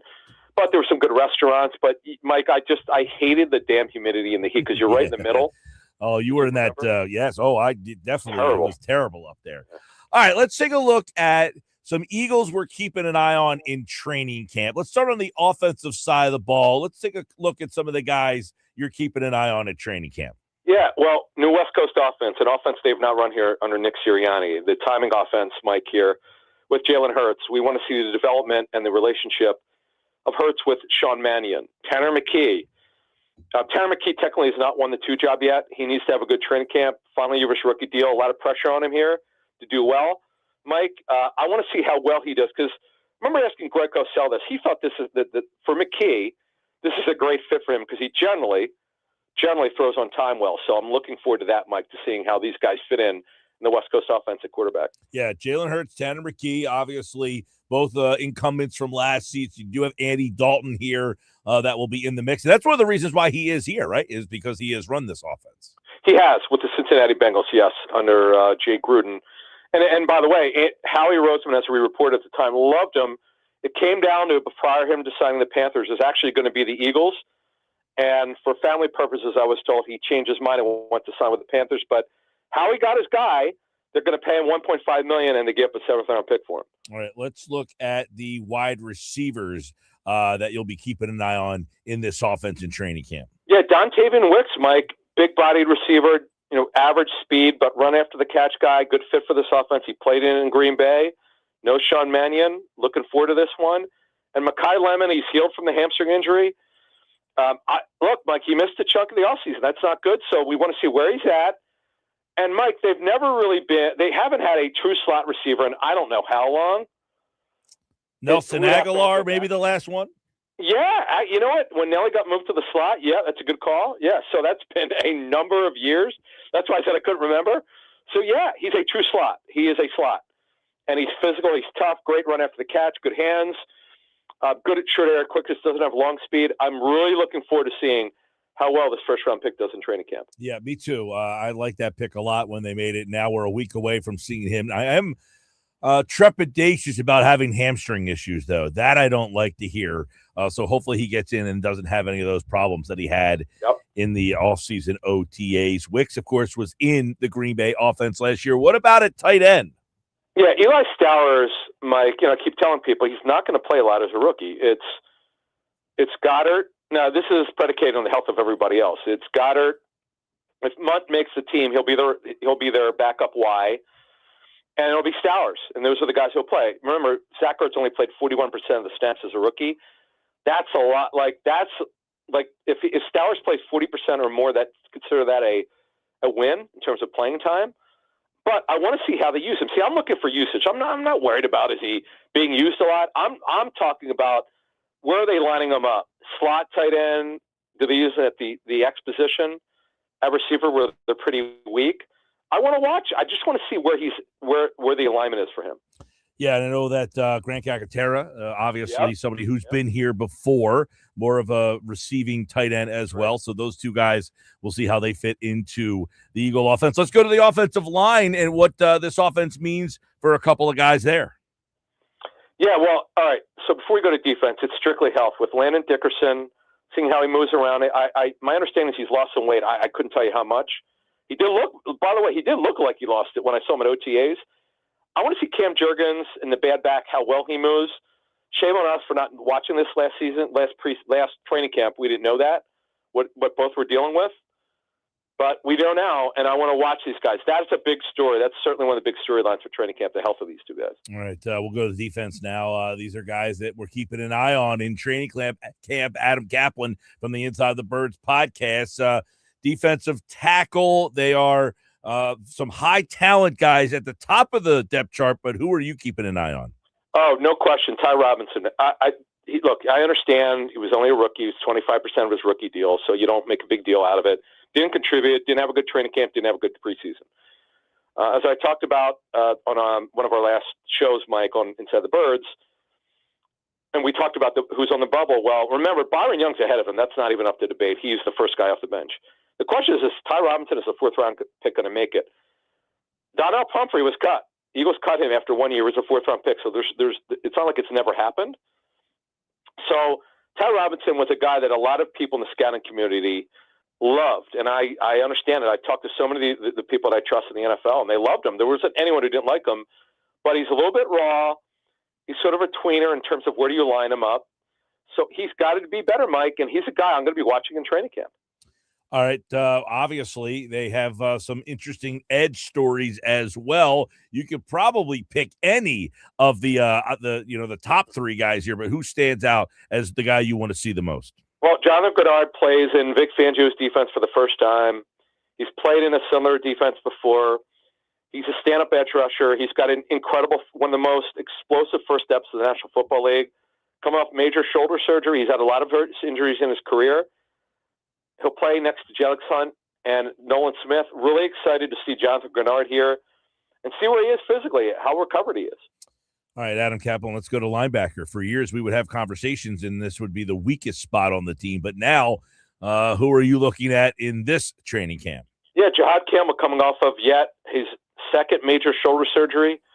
It's concerning, Mike. He's had a number of injuries in his football playing career, knee problems at Alabama. But once he gets on the field, which will be early in training camp, we should see he's not competing against anyone. He is the starter, Mike.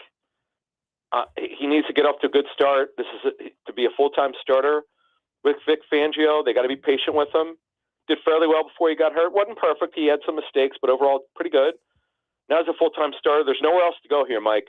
He's got to get the job done. I'm very interested to see him. Well, and of course, he's filling in for Nakobe Dean, who had a really good run here in Philadelphia. So Jahad Campbell, who played well, by the way, while Dean was out last year, but it was a situation where when Dean came back, Campbell essentially was out of the mix there. So we'll see how he steps into that role here. What about at corner, where there's a couple interesting names on this list? Well, the number one guy on defense I want to watch, and everyone, because he got hyped by the reporters who went to 4 practices, they were able to watch in OTAs, is Reek Woolen, who's on a 1-year deal with $12 million fully guaranteed. So he knows he's got to have a great season. And how he goes, the defense is going to go. Because if he gets benched, Mike, they're not getting close to the Super Bowl. If he gets benched, they're in trouble. They don't have good depth at corner. They don't want to move. Although they might. They do not want to move Cooper DeJean back to corner. That's not even the plans. But if Woolen gets hurt or he gets benched, there's no choice here. Like, it's got to be Coop. That's like, again, to be clear, they're not thinking like that. It's not going to work. But Reek Woolen's got a lot to prove. Great OTAs, but it doesn't mean all that much. I'm trying to warn people. OTAs are AA baseball to me. A lot of reporters could get fooled, not me. I know better. I've learned my lesson from all the mistakes I made of thinking it matters. You just take the confidence that you have, and now they're going to be some. There's not game planning, but there's going to be structure. There's going to be some. They're going to be running their defense here. So there's physical play, Mike. I want to see how he does against Smitty and the other guys. So we'll see what happens. All right, then there's safety, which has some very interesting names here.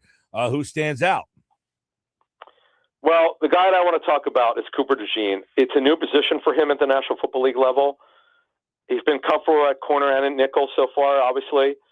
But now he's going to be playing at this new position. And there's this belief that this is his best position. I know some teams thought by far this would be his best position. But I want to see where he's at mentally. I'm very interested to see, do they blitz him?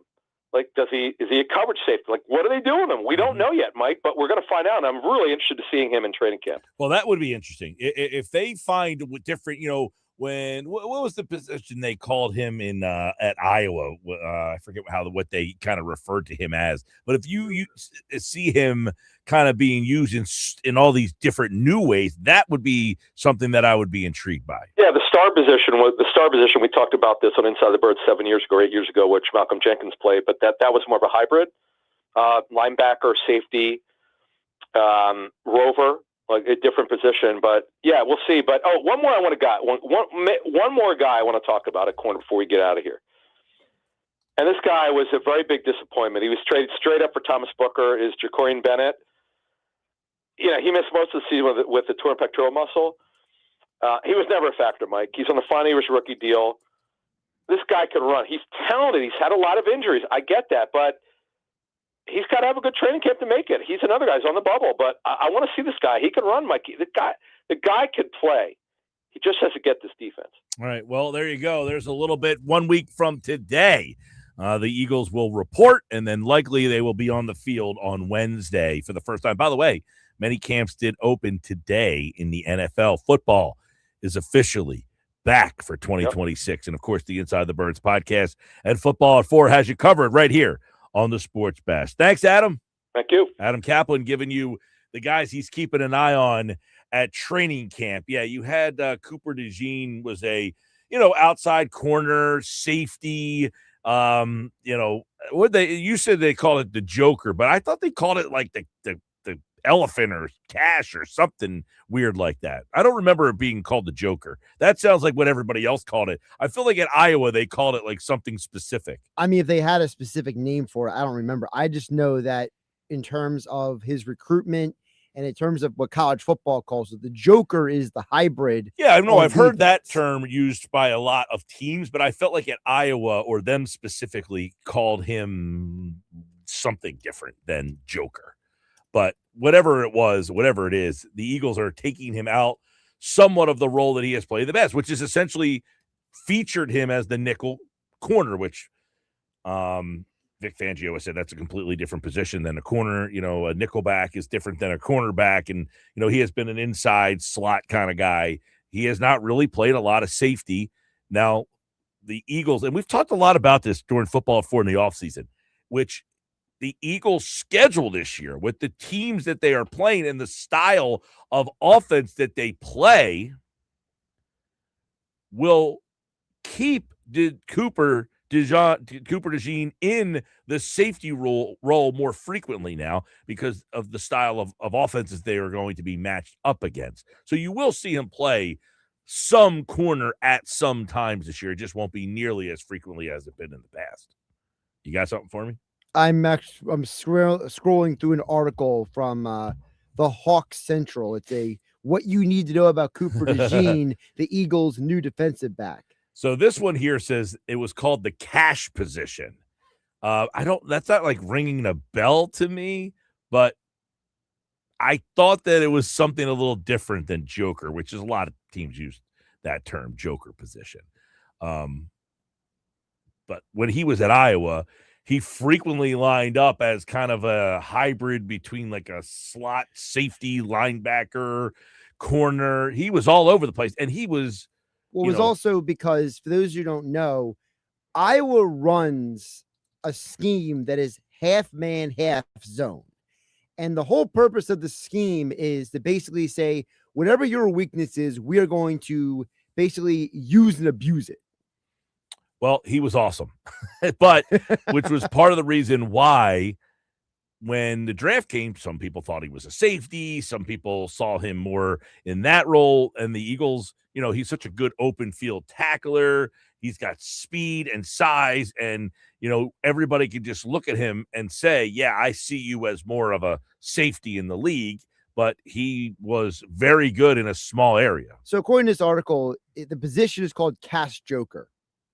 There you go. So it's a hybrid. It's a hybrid of the hybrid position. Hybrid of the hybrid.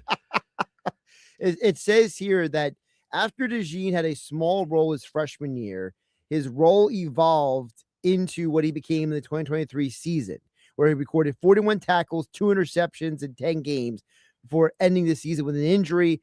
The role was called by some the cash joker. Okay, well, he's going to be playing. He'll be playing safety primarily this season, but more so because of the teams that they will be matched up against. Right, and I think that is where people maybe misunderstand some of this. And that is, and Vic Fangio has talked about this in numerous. We play the Fangio presser every time the man talks because he gives great information. Fangio has said Cooper plays a role depending on who the opponent is, and he has said numerous times, when we need a nickel, Coop is our best nickel. When we don't need a nickel, he's going to play safety. It's all about matchups. And I think that is what people need to understand. It's not that Cooper DeJean he's a safety, he's a nickel. No, it's what do you need me to do, boss? Pretty much. And that's why I think the Eagles, I'm very intrigued on how they kind of move him around and what they end up doing with him. Because in the years past, you're saying this is a guy who's been very good and very productive for us. And now we're kind of taking him out of that role. By the way, so the latest with this De La Cruz thing is kind of interesting. The saga continues. So he is with the team. He is in the clubhouse. Right. But they have not made a corresponding move yet, which means he is up. Someone has to go. That hasn't been announced yet. Now, he is not in the starting lineup. Correct. So normally, you would think they're facing a lefty tonight, that the reason he was there is to face one of these lefties. He's not in the lineup tonight for that particular reason. Now, because Edmundo Sosa is playing left field, and he's hitting fifth. Correct. So it doesn't seem like they're going to make a change to the lineup because you can say, oh, he can go play left field. You're going to bring him up here, play him in left field, and bat him fifth? Probably not. So I would imagine he's up here. The question is, does he get activated today? Is he just here? It is a weird situation. Now, somebody tweeted out that the last time this happened, when they called somebody else and didn't make a corresponding move right away, they ended up making a trade and traded the guy out. And that was kind of how they ended up filling that or, handling the roster spot because he is on the 40-man. Right. So is there somebody on the 40-man who is tradable? I guess would be my question. I can't see the scenario where the Phillies are just going to dump somebody. Do you? They could be making calls around right now. Hey, anybody interested in so and so? Anybody interested in Garrett Stubbs? Anybody interested in Rafael Marchand? Anybody interested in? And I'm sure that could be happening. But so we're at the point where they have not made a definitive move with Brian De La Cruz. The reports are that he will be called up, and he is with the team. People are probably like, "Who the hell is Brian De La Cruz is getting all this time?" Well, he does have some Major League Baseball experience. He played with the Braves last season for 50 games or so. He's played with the Marlins. He's been a somewhat productive right-handed hitter in the league, and the Phillies signed him back in November, and he went to spring training, played with the team. He ended up not making the team and went to Lehigh Valley, and he's been pretty good down there so far. He get called up because he hits right-handed, plays the outfield. There you go. There's your Brian De La Cruz update. Yeah, really quick. So in 2023, he hit 19 home runs with the Marlins. In 24, he hit 21 home runs combined between both the Marlins and the Pirates. So he does have a history of hitting bombs. Yeah, he's a right-handed bat that can hit the ball over the fence a little bit better than what they currently have right now. But many people opine that with the Phillies facing a lefty tonight, tomorrow, and on Saturday, that the extra right-handed bat would be somewhat of a necessity, although he's not in the lineup tonight. Hey, don't forget, Sports Pass Live, 97.3 ESPN. We will be at Ventnor Social next Wednesday. Our Phillies day game watch parties continue, but this watch party, we have a trip to Baltimore's Camden Yards to see the Phillies play the Orioles. Stop on out. You could win that trip just for being there, but you must be present to win. Next Wednesday, Ventnor Social, Phillies day game watch party when the Phillies take on the Marlins. We'll have that game on, and the Sports Bash rolls on with the Nuggets coming up next.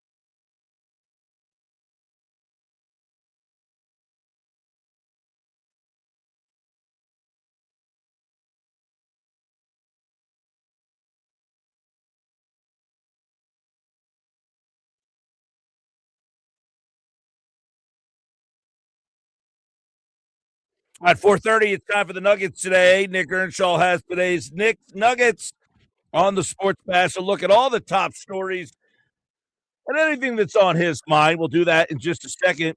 Don't forget, we will be back at Yuri's for another day game watch party. That's happening on August the 12th. That's our next time at Yuri's, where the seafood's extraordinary, the value tremendous, the sunsets are on the house. Yuri's Waterfront Restaurant and the Boathouse at the foot of the bridge in Wildwood. Experience the best of the Jersey Shore at Yuri's and the Boathouse. All right, Nick Earnshaw's got today's edition of Nick's Nuggets here on the Sports Pass Live on 97.3 ESPN. All right, what do we got today, Nick?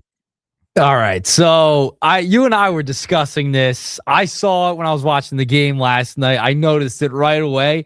And, my notes app is usually where I keep nuggets, I keep possible nuggets, and I have links to stuff, etc.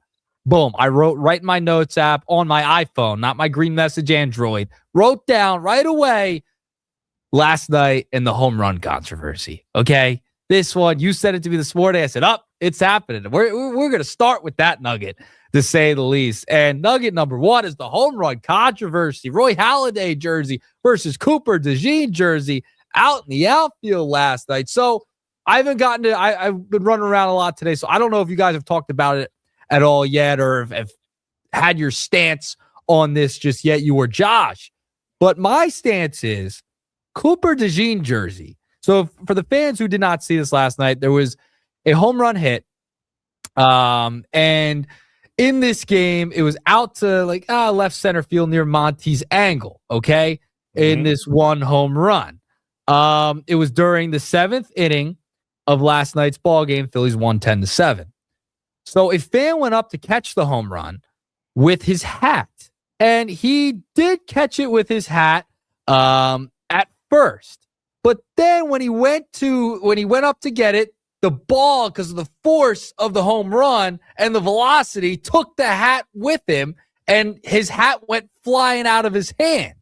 However, the ball got stuck in the back of the hat where the strap and the Velcro is, and then hit the ground, and the ball fell out, which allowed a guy in a Cooper DeJean jersey in that mad scrum to get the baseball. After the fact, the fan in the Halladay jersey who tried catching it with his hat took the ball right out of Cooper DeJean jersey's hand. This is unbelievable. So the faux pas is on the Halladay jersey, because guess what? Even though it went into your hat, it fell out of the hat, okay? Does not count. It fell out of your hand, and then all of a sudden it falls out. That is fair game, free game, and it should have been DeJean's ball. And it was also a bad look that he just gave the ball right up anyway and let the guy, belittle him like that. So that was also a little bit of a faux pas. So I think this controversy has to go towards the guy in the DeJean jersey. He should have been the one to keep the ball, not the Halladay jersey. All right. DeJean has the ball. Mm-hmm. The Halladay guy with the hat's a jackass. I agree. He has no business to that ball. I just wanted to set the scene. He tried to catch the ball with his hat. The ball was in the hat and pulled his hat out of his hand, and then the ball went free. Cooper DeJean jersey guy picks it up. Yep. The ball is now Cooper DeJean jersey guys. Now, here's where I give credit to the Cooper DeJean guy. It's a freaking home run ball at a Major League Baseball game. It's worth bupkis. To get into an argument or a fight over a stupid ball, DeJean is in the right here, and the other idiot is a complete buffoon. Yes. For taking the ball out of his hand like a petulant child. That guy should be ashamed of himself, and I hope he's shamed for his actions. Yes, I am with you for the most part there. I just don't love how he just let him take it right out of his hand. Now, I'm glad he didn't get any confrontation or anything like that. I was exactly. He didn't need, it wasn't worth getting into a confrontation. He says, you want to be that much of a loser to take the ball out of my hand? Get ahead and take it. Also, get out of my face. It is a violation to have the Eagles jersey on last night. No I need for an agree. Eagles You don't jersey. wear an Eagles jersey Come to on. the Phillies game. It's poor. It's a poor Now look. That's like you wearing the stupid tuxedo look. Whoa, what's wrong with my tuxedo? What are you talking about? You just said it was a bad look to have an Eagles jersey on at the Yeah. Phillies game. It's what you would do. You would wear an Eagles No, no. jersey and a Phillies hat if the two teams happen to play on the same day. He had no Phillies on. He had nothing. No Phils on. He just had the Eagles jersey. Now the tuxedo, if it's like a big game, playoff game, Eagles, Phillies, you know what I mean? Then it's okay. I'm all right with the tuxedo. That was not a tuxedo. That was just an Eagles jersey. Yeah, I don't know. That guy, it almost seemed like he was there by himself, too. Yeah. No, nothing wrong with that. I've done the by myself game. I've been okay. Doing the by myself. I've gone and sat go by and just, yourself. You go by yourself, you sit up in the upper deck where you're kind of inconspicuous. Not when you're on usually TV what happens. going after a home run ball. Well, this guy. Now it didn't make it easier for us to describe the situation, especially here on radio, because now you have one guy in a Holiday jersey, one in the Decison jersey. It paints the picture a little bit better for our audience out there. But yeah, bad job all around here. So we got the guy in the Eagles jersey. That's a violation. And then you got the guy snatching the ball out of his hand. You didn't catch it. You dropped it. And by the way, the guy in the Eagles jersey was helping that guy in the Holiday jersey give him his hat back. And he still snatched it from him. The guy he caught the ball on his hat. Okay, good job by you by catching the ball on the hat. But he once didn't the catch ball it. falls out of the hat, Yeah. it's now fair game again. He put the hat up, he caught the ball, but it kind of circled its way out of the hat. And then once that ball comes out, he can't just pick up the hat with no ball in it. I can understand if he picked the hat up and the ball was still in there. Sure. Fair. Yeah. Fair. If the ball is still inside the hat, it's his ball. He gets to keep it. But the ball went flying with the hat. The ball falls out of the hat. Yep. That is free game. Anyone can grab it. Now, I had this discussion with my girlfriend this morning. She agrees. The Cooper DeJean guy, it's his ball, not the guy with the hat. Can we all also agree? Just give it to a kid. Just give it to a kid around the area. The Cooper DeJean guy gets the ball. He holds it up. And then the next thing you do is, who wants this ball? It's not worth anything. Who hit the home run? Was it Trea's Turner? home run? I think it was Trea's home run. Yeah, I think it was one of Turner's home runs. The ball's not worth anything. No, it's a worthless baseball, especially from a guy who keeps just having error after error after error. We'll get into that in a second. But yeah, I mean, dude, it's a $5 baseball. You could go to Dick's Sporting Goods and go grab one. I mean, come on. It's actually probably 8.25. Well, with inflation, you're probably right. Yeah, you're probably right. I haven't bought a baseball in a while. I still have a bucket in my car when I used to go, to the batting cages, do a little soft toss. I haven't coached in a while though. But so at our field, we used to have a net that would catch the balls behind home plate. Well, got to the field back in April this year. The net was down. Here we are in July. The net's still down, and we're losing ball after ball after ball. And every time a kid hits a foul ball, I'm yelling at him, "That's 8.25." That is expensive, man. That is expensive for a baseball.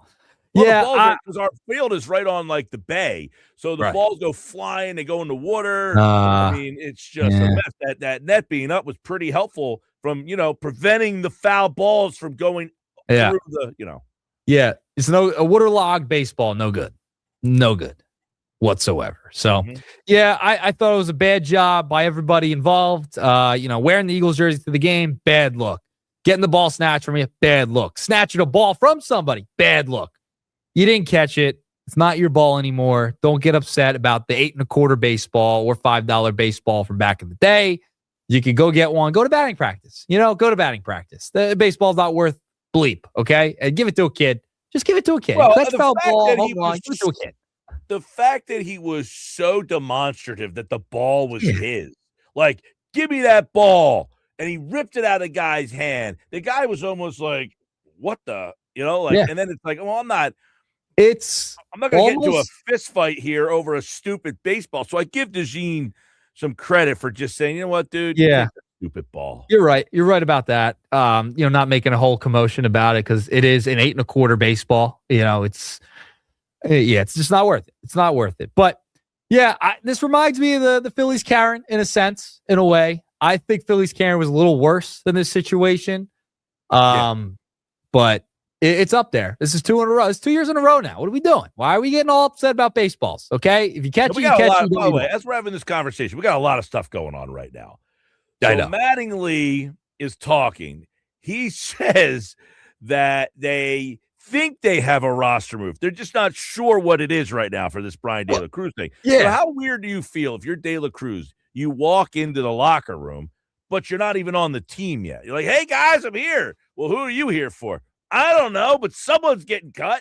Like, yeah, how do you not have the roster move ready to go? Right, because this was reported yesterday. I mean, we did see reports yesterday that this was happening. So you knew that somebody had to go. And here we are at 4:40, the day of the game. The guy is now there. He's in the locker room, and they still don't know who is there. On top of the fact that there's weather coming in. Now, they're saying there's some thunderstorms coming through, but they think that they're going to be able to get the game in. I'm seeing the same thing. I don't know what to think. Like, I have one radar that I'm looking at. We're trying to practice tonight. I'm trying to figure this out. I'm trying to do this while I'm talking at the same time. So, all right. You're multitasker. I'm looking at the radar. There's no better multitasker than me there, Earnshaw. Okay. I'm looking at the radar. Now, one radar is basically telling me that we're just getting dumped on. Big red blob over where we need to be. I got another radar that doesn't have any rain at all. Now, how do you have two radars? One say rain smashing you. The other one has no rain. This is why you and I do what we do. We are not weather men or women because I have no idea. They get it, they have a tough job. They do get it wrong a lot. It seems like for the most part, you can't get it right at times. But yeah, how do you have two radars showing different things? I look outside right now. It's getting a little dark. It's funny. I don't even look at the weather anymore before I go outside. I don't either. Don't even look. I'm not like, I don't sit here and look at these things. Like, I just don't go by them. But I know that it's supposed to possibly rain. And I'm like, we're supposed to practice outside. But I mean, what am I supposed to do here? Yeah, that's a tough call because you don't know. Usually, when you get a second opinion, it'll either reaffirms and maybe you need to get a third radar into here. That's what needs to happen. The other day, I was in Cape May, and they were calling for tornadoes and a hailstorm. That's what they told me on the app. Wow. Now, it did rain pretty forcefully, and it was pretty windy. I don't know that there was a tornado that ripped through there, and I don't know that we ever got hail. Yeah. Well, good luck. If you get stuck out in the rain during practice, make sure the $8.25 baseballs are not waterlogged. We moved it to indoors. All right. A little indoor tonight. Yeah, it is what it is. Yep. All right. Moving along. Nugget number 2. Philadelphia Phillies and Trea Turner. Last night was a roller coaster game for Trea. The bat has really come alive as of late. And listen, at the dish, I have no problems with Trea Turner. He's been much, much, much, much better as of late. But there's a massive problem with the defensive side of things. Okay. Last night, he experienced everything you can as a Philadelphia sports athlete. I mean, he had a 2-run shot, 3-run shot. They win, 5 RBIs. He was unbelievable at the dish. However, he has 3 errors in the last, 3 games? He had 3 last night, 2 of which were ruled base hits. Yeah, well, really, in reality, he had 3 last night, which is crazy that they were not ruled errors. But over the past 3 games, technically he's had 3 if you go by what is written down. But by your eye test, he's had a couple more than that. If you're Trea Turner, the videos are coming out of him and Bobby Dickerson working on, ground balls and doing drills and all this. Nothing seems to be working. Are we really going to get to the point where they got to move him, where it's becoming so bad it's going to cost the team? Because if his bat didn't show up last night, they might not win that game with how poor defensively he was. Well, I mean, at this stage of the game, we know he has 7 years left. He can't play shortstop for 7 more years. That's not feasible. So at what point do you say, okay, you're not the long-term shortstop on this team. You're hurting us at that position now. Why don't we just rip the Band-Aid off and do it now? He's played center field before. I think he probably at this stage would profile better as a left fielder. He's got a lot of speed, doesn't, Did you see the graphic? By the way, you mentioned his speed. Did you see the graphic they put up of him and Betts and how Turner has like not dropped off with his wheels? Well, he did. He said the other night that his speed is still there. Yes. That's one of the things that he did kind of talk about. And they're the same. They're like the same age. That's the thing. Like Betts is falling off dramatically with the wheels, and Trea Turner stayed the same, which is fascinating. Yeah. Well, and this is why he played center field. I think he probably would profile better in left field at this stage. He's got the speed still. You don't want him to go because, what ends up happening as you get older, too, you move up out of center and end up going to left field. So instead of moving him from center to left down the road, just say for the next 6 years or from now till you're a left fielder now. You're a left fielder. You don't have to cover as much ground. I don't know. I don't know why they feel like they just can't do it in the middle of the year. But, I mean, listen, the guy's a Major League Baseball player. You threw Edmundo Sosa in the outfield with no spring training, nothing, and he's been fine. I think Trea Turner, who's actually played center field, now Turner doesn't have a great arm. That's why left field makes more sense, too. The right fielder generally has the better arm of the guys, plus he's right-handed. You generally would, if you had a left-handed thrower, would be from the one side. So he would probably profile better as the left fielder at this stage, move Marsh over to right field, and then there you go. Now, the question will be, will you play Sosa at shortstop and keep Stott at second, most likely? Do you want to play Sosa, though, every day? Or could you now look to possibly get a shortstop in a trade? That would be on the table as well. Yeah, he's played 45 games in center field, no other outfield position, 45 total in his career. They were all his rookie year in Washington. Yeah. When he got called up, they called him up and stuck him in center field. And, he's also played 91 total games at second base. He played second base with the Dodgers when he got traded to the Dodgers. So some people have wondered, why don't you just flip him and Stott? I wouldn't mind that. Stott is just an okay shortstop. He's a really good second baseman. So are you weakening two positions? Yeah, and the thing is with Stott, you can't. This has just put them in such a predicament here because the defense improved from Trea last year. It for sure improved. It and it got wet. I don't know how it got so bad. Like I don't know if he's just in his own head again. He's got the yips. I don't know what you call it at this point. I don't understand how he can be tied for a major league lead in errors. His defensive run save metric is at the bottom of the barrel for shortstops across the league. It just makes no sense to me. How I was all over the place. I get so frustrated when I see routine ground balls not being able to be fielded by a major league shortstop. That is very frustrating. But then I'm like, all right, dude, you just hit another home run. I don't know what to do anymore with this guy. You got to find somewhere to go because you can't DH. You can't DH him. We were talking about this in the first hour. Yeah. Would you rather a Phillies win like last night where the offense has 5 homers and you score 10 runs, but your pitching and your defense is meh, or the games where the Phillies pitching is really good, but their offense struggles? Which is the one style of play that gives you the better chance? I think it's last night. I really do. I think they're a home run hitting team. When they're hitting home runs, they are unstoppable.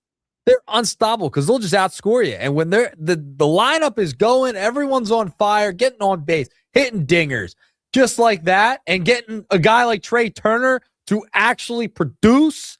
Yes, that is how they can win ball games. But it's not conducive over 162. I don't think it's conducive over a postseason because it's shown us they all can go cold at the snap of a finger, just like that. And I think it is fair to be concerned isn't really the word I'm looking for here, but I think it's wary. Wary? It's just fair to be I don't know about Trea Turner and his defense, because let's be honest, I don't really believe in his bat as an impactful bat. So what you're getting from him offense last night, I'm not normally getting from him on a night-to-night basis. Yeah. I'm not getting to. So no. If he's going to give you that kind of defense, you've got to say, listen, if like we were talking about this earlier, ESPN put out a list of the 100 best trade or top trade candidates and the best fits for the Phillies. Yeah. They had 3 catchers listed as best fits. Langoliers, Goodman, and Rushman. I said, did if see the that. Phillies did that, that would be an outside-the-box way to add more offense to your team that nobody's thinking about because nobody thinks that they would just get rid or tell JT that he's now the backup. Yep. Much like Turner, nobody thinks they're just going to move him to the outfield and upgrade the shortstop position. But it might get to the point where you have to do one of those 2 things if you really want to try to improve this offense. Sure. Yeah. No, it's thinking outside the box for Dave Dombrowski, doing that shocking type move that no one sees coming. I think we talked about that when we talked about different trade deadline acquisitions that could happen. Is like Dave might have to do something no one's really talking about at the moment. So there you go. All right, little 2-pack for you today. Elongated nuggets for the 2-pack today. Yeah.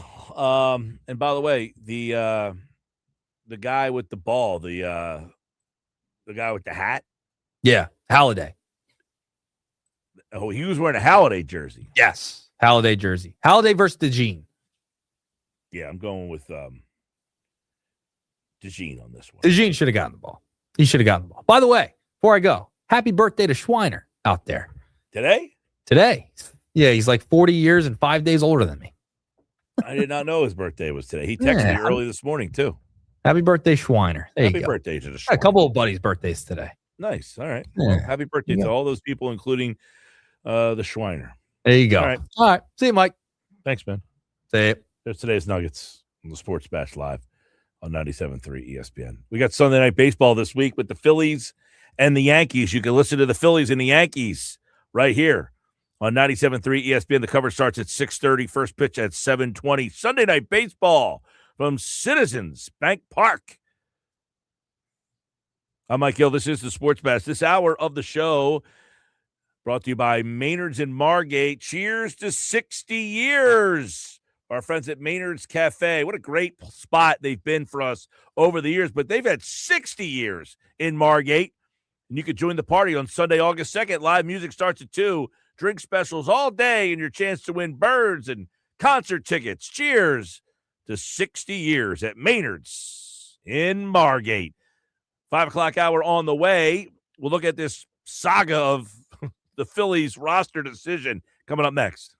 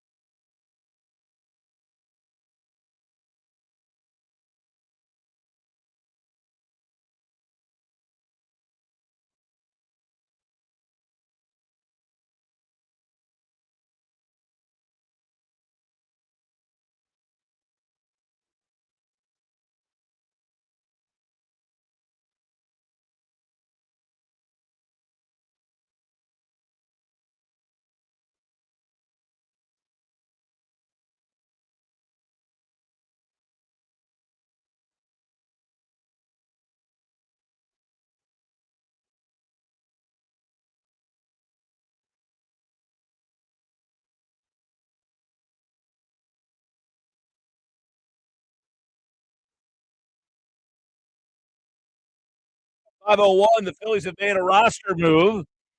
Brian De La Cruz is here, and in his he's taking the spot, I should say, of Garrett Stubbs, who mysteriously has an inflammation in his wrist. Now, they didn't know that earlier today, or he didn't know that earlier today, but he was told, doesn't your wrist hurt? We need a right-handed bat. You hit left-handed, and you're the third catcher. So beat it, dude. So good sport that he is. Garrett Stubbs is going to the injured list. 10-day retro to the 18th. So apparently his wrist has been hurting for a couple days that he didn't know. I literally said to you during the break, Mike, I was like, this is how I envision the whole thing going. Hey, everybody, who's injured? Who's got something bothering them today? Stubbs, your wrist bothering you? You're on the injured list. Well, they retroed it to the 18th, so apparently it's been hurting for a handful of days. So like if MLB had to ask them, did your wrist hurt this morning when they happened to call right in the Cruz? Not necessarily. No, it's been hurting for 3 days now. So De La Cruz is up. Now, let's break this down a little bit here. De La Cruz seemingly would say, okay, what is this guy? De La Cruz is a veteran. He's 29 years old, 269, 358 on base percentage, 448 slug, and 806 OPS. He's got 19 doubles, 12 home runs, 56 RBI. He has had a good season. He has hit left-handed pitching particularly well. But one of the things he has also done over his last 16 games, he has really started to kind of pick things up in terms of offensively. And I'm not sure if the Phillies noticed that and said, you know what, maybe we bring this guy up and give him a shot. Over the last 16 games, he is hitting 377 with a 476 on base percentage, a 566 slug, and an OPS of 1,000. His OPS against lefties this year is 889. So I'm assuming they figured, we need a right-handed bat. We got 3 lefties in the lineup, pitchers that we're going to be facing over the next 3 days. Let's take the shot and see if this guy can help us out. Because Brian De La Cruz at one point was a pretty well-respected prospect.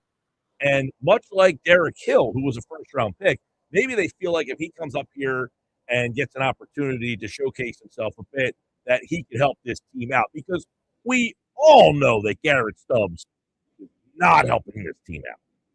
And you know what? If Brian De La Cruz can give you something useful over the next couple of weeks, maybe it's one less move you got to make at the deadline. Well, we'll talk about it with Phillies Fastball because I know that Jeff has seen De La Cruz play a bunch because Jeff obviously covers the Phillies and their minor league teams. And Oscar knows Brian De La Cruz pretty well. So we'll get some good insight on him. You just said something like, I think the Phillies are in a situation between now and the deadline, which is, August the 3rd. Right. That they are trying to internally find out if they have some people that can help them out because they realize we don't have enough in our system to make the amount of trades that we're going to need to make to improve this team. We need a Brian De La Cruz or Alex McFarland to work.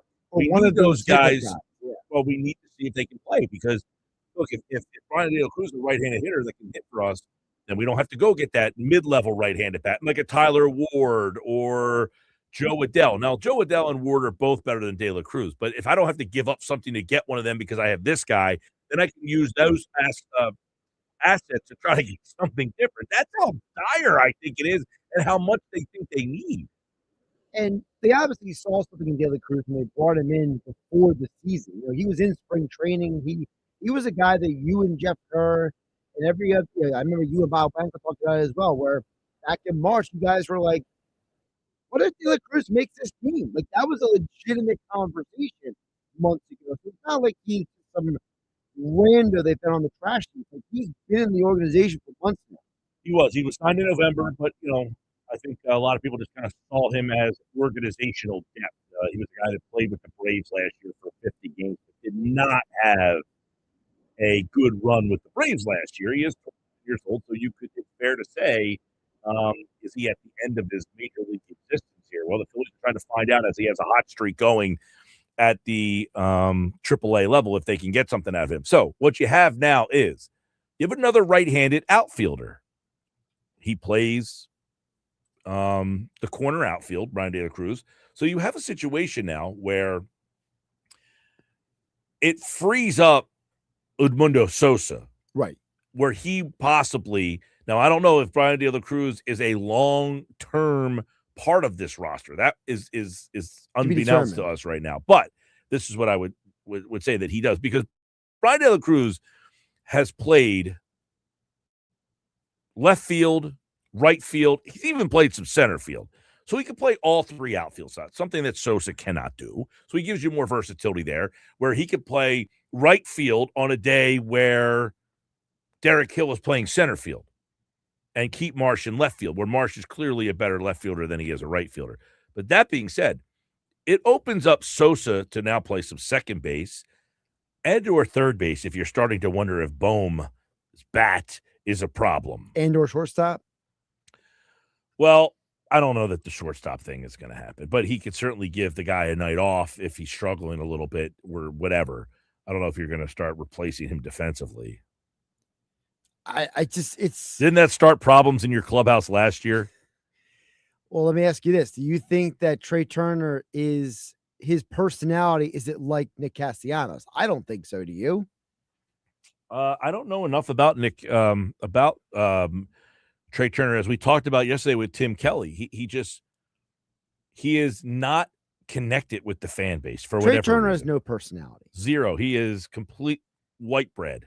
He's just blah. He's like the worst white bread, too. Wonder bread. He has no taste. He's got nothing. He's got a fancy wrapper. He's probably not connected with the fan base at all. So to answer your question, I don't know whether or not he would look at it as insulting. I'm assuming he would. He makes $300 million. He probably is going to say, and now you're going to sit me late inning games? I don't think so. You can't do that to your leadoff hitter, by the way. I mean, you can't do it, because you can't have Edmundo Sosa hitting leadoff in situations where, now you would also say, well, Trea Turner's not doing anything offensively. And I agree, but we all saw what happens when you play Sosa too much. Now, having him to play third base, I definitely think the problem with that is you have Bohm hitting in the 4-hole tonight. By the way, you have Sosa hitting in the 5-hole. The reason I bring this up is if you play Edmundo Sosa on days against right-handed pitching, just because Bohm is struggling, Marsh would hit in the 4-hole, Sosa would hit somewhere else in the lineup. But it gives you the ability to give Bohm a day off here and there if he's struggling a little bit, which, let's be honest, he has struggled a little bit. Bohm has not been very good. I mean, he's been much better since May 1st. Since the beginning of the year when he was horrendous. But he has not gotten that really, really, really. Last year, he got his numbers back to a respectable nature. I mean, he ended the year last year hitting 287, which is unbelievable considering what he did in April. He's hitting 216, 276 on base. Last year, his on base percentage got up to 331. His numbers across the board are horrendous. Now, think about this. He actually has more home runs this year than he hit all of last year. So he's hitting for a little bit more power. But overall, he has been abysmal. But all of that has been since May 1st. It was so bad in April that it makes it. It's like anything positive he does since April is negated by the fact that his April was like the worst April of all time. Oh, basically. In April this year, just to put it into perspective for some people out there to see, like, okay, he's got the 216. That's terrible. But at the end of April, he was hitting 151. He hit 277 in May, 247 in June, but here we are in July. He's down to 186 in the month of July. So now you have got to start to get to the point like we talked about earlier. How can I, outside the box ways to try to improve my team? One of them might be, hey, I have this guy who's a 29-year-old veteran player who hits right-handed. Maybe I can move him back to the outfield, and that could give Sosa the ability to come back to the infield, play some second, and play some third, the role that he kind of was in years past. Right. That helps you out in a couple different ways. It's not going to really change the complexion. No, and I think that's where it's a little bit of a letdown, because I think there's a part of the fan base that would like to see the Phillies make a more significant move. But as you pointed out a few minutes ago, the Phillies got to figure out how they're going to make moves at the deadline with very limited resources. And I don't see a scenario where they're going to be trading anyone on the major league roster necessarily. So it's probably going to be a prospect or an Alex McFarland or something like that. And there's only so many of those guys to go around. By the way, if you're going to the Phillies game at 5:01 on the scoreboard, they do have a sign up that says the National Weather Service is forecasting that our current weather pattern may contain some severe conditions. Do not remain in the open seating area. Take cover along the concourses of the ballpark. So if you are someone that is en route to the ball game tonight, just be aware that down here it may not look like it is ready to rain yet. However, in Philadelphia, it appears that the rain is coming pretty soon here. But I don't know. Let me go back to this lineup real quick, because the lineup tonight, by the way, as always, is brought to you by Chachi's 13th Floor at Rafici's, coming soon to the White Horse Pike in Absecon. Right now is your chance. If you text in your name and where you're from, and the Phillies score exactly 13 runs tonight, you can win a $100 gift card. If the Phillies do not score 13 runs, you still are entered for a $25 gift card, and we will announce the winner on Friday's show. So the lineup tonight, as they announced it earlier: Turner, Schwarber, Harper, Bohm, Sosa, Realmuto, Marsh, Hill, Stott. So, you know what's funny? Marsh, Hill, and Stott, 6, 7, 8, 9, are probably better than your 4, 5, and 6. That's true. Bohm, Sosa, Realmuto, or Marsh, Hill, and Stott. Which three? Now, they do have a left-handed pitcher in Justin Wroblewski throwing, but this is where De La Cruz, like, for instance, tonight, if De La Cruz was in the lineup, he would be playing probably right or left field. I mean, I would assume right field, but I guess it depends on. I don't know if the Phillies I'm view not sure. Marsh better. I would assume they think he's better in left field. I would because he assume, just plays there more. I don't know if they would say, look, we prefer him to stay in left field as opposed to moving him from left field over to right field. They've got him out of center field because now Hill has kind of taken that spot. So he's played, like tonight he's playing right, but he's primarily been in left. I wonder if the Phillies want to get to a spot where they say Marsh is in left, Hill and Crawford are in center. Right. And then De La Cruz and Rincones, I think they want to probably do something with. Yeah, I feel like right field is the one that makes the most sense. But again, it goes back to, this is not going to excite anybody. You know, this is not the move that people want to see, but it might be the only move the Phillies can make, because if De La Cruz gives you something of substance, now it allows you to refocus your energy on the pitching staff. Yeah, but I definitely think even if De La Cruz comes up here and shows that, hey, he is a piece, he's a right-handed bat for us, you got to upgrade Rincones in right field. You cannot go into a playoff series with Gabriel Rincones playing right field for you. I mean, he just doesn't, like last night or 2 nights ago, I think it was. When you look at the lineup and you're just saying, like, Gabriel Rincones hitting at the bottom of that lineup there with some of the other guys, he just doesn't have, like, you can't let him get on the job training like that. That's where it's like, come on, you got to do better than that. You've got to be able to get creative enough. Now, I want to go back to what we talked about in the first hour, which was the article at ESPN.com lists 100 trade candidates. Yep, I got it in front of me. And of the 100 trade candidates, they listed which ones are the best fit for each team. Right. So for those who don't know, there's 2 articles that are based off of the same list. One article just lists 1 through 100, and one is, this is your team, and this is who we think are good is the fits. best fit. So they had 10 players that were good fits, best fits, quote unquote, for the Phillies. 3 of those players they listed were catchers. Right. All 3 would be an upgrade over JT Realmuto. But it's not going to happen. I don't think it's going to happen.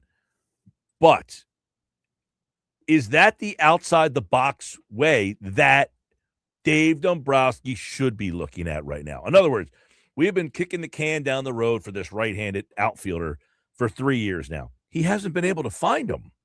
He's tried and tried and tried. The guy doesn't exist. Okay, so I can't find this right-handed outfielding player.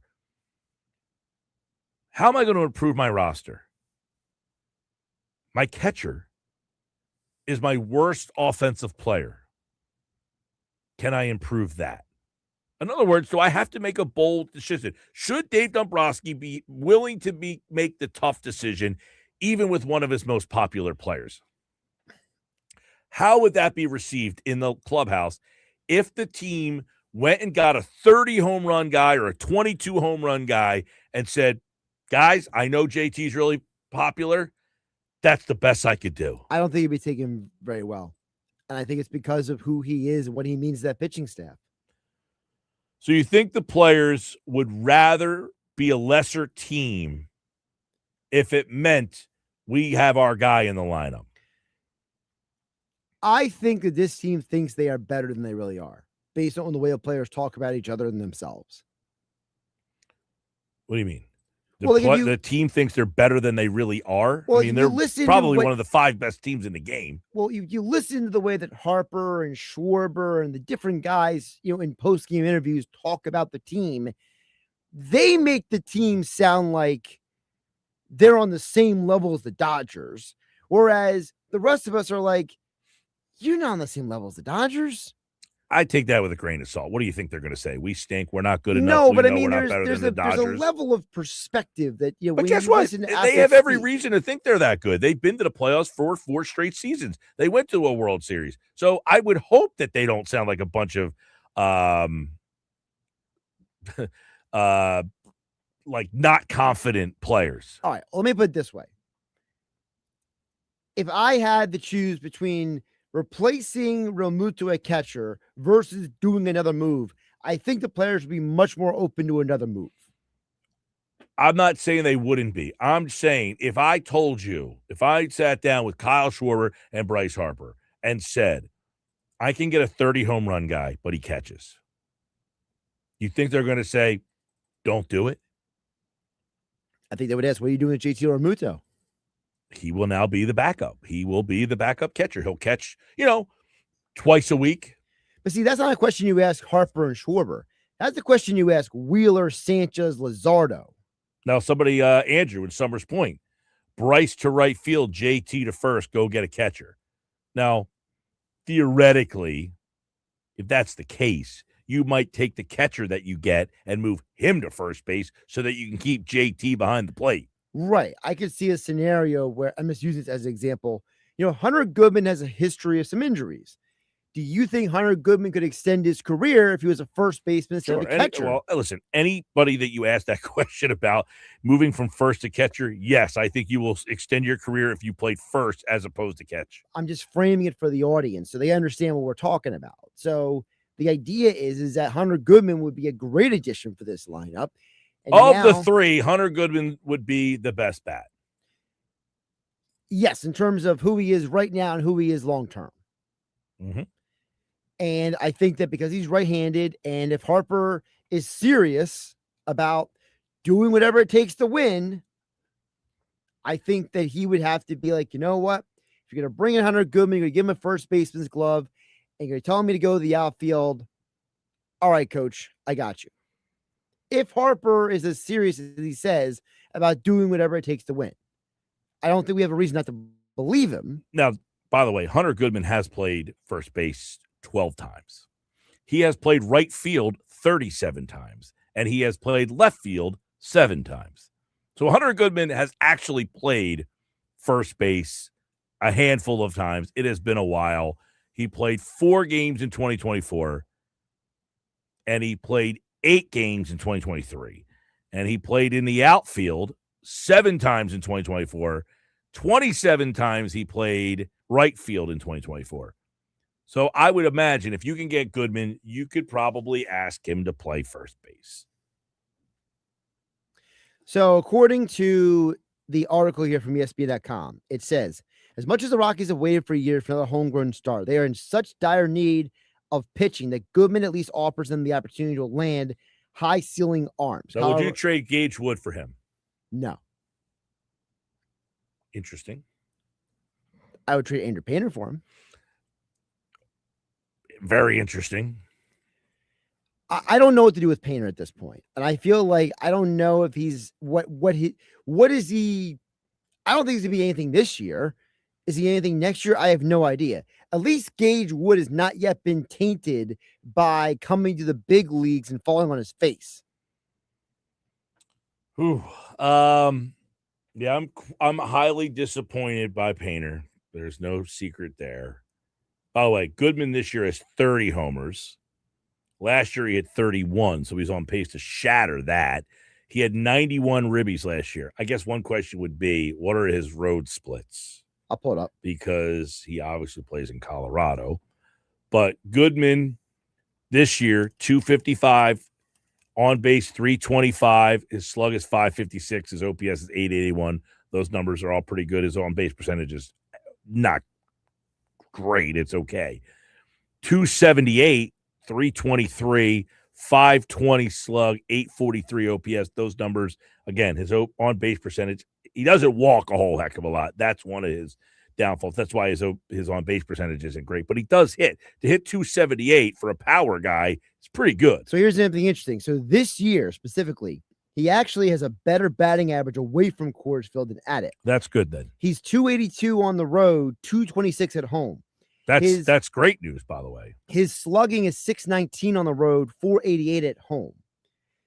But he still has 12 home runs at home. So it's not like he's not hitting at home. It's just that he's hitting. No, it's fine. I mean, the fact that, you get these Colorado guys and their splits are so up. Mickey Moniak, for example, we were talking about him the other day. The splits are so crazy at home. Let me do one other quick thing on him would be, what are his numbers at Citizens Bank Park? He has played 6 games. He's hit 364 with 3 homers, with a 440 on base percentage, an 818 slug, and 1,000 OPS. Get him in Citizens Bank Park now. Good grief. Yeah. I did not expect that. But I would say of the 3, he's actually played first base in a Major League Baseball game. Right. So now you can get this guy, and you don't have to. It goes back to the other question. We don't think they will do anything with JT. But now, if do we think they would really move Harper back to the outfield? And they keep saying yes, but do we really believe it? I don't believe it. But what I do think is, if you acquire Hunter Goodman, you tell him, hey, Hunter, you're going to be most days. Well, and now you have a better backup catcher on certain days of the week. You have some offense. You have Hunter catch 2 days a week. And the problem is, come playoff time, JT plays every day. Again, if Goodman is mostly playing the outfield, and Goodman just happens to be your new backup catcher. 525, we'll do fastball on the other side. What do these guys think about those opportunities, those options? We'll talk to Jeff and Oscar next as our Phillies fastball segment is on the way. It's Sports Fast Live on 97.3 ESPN.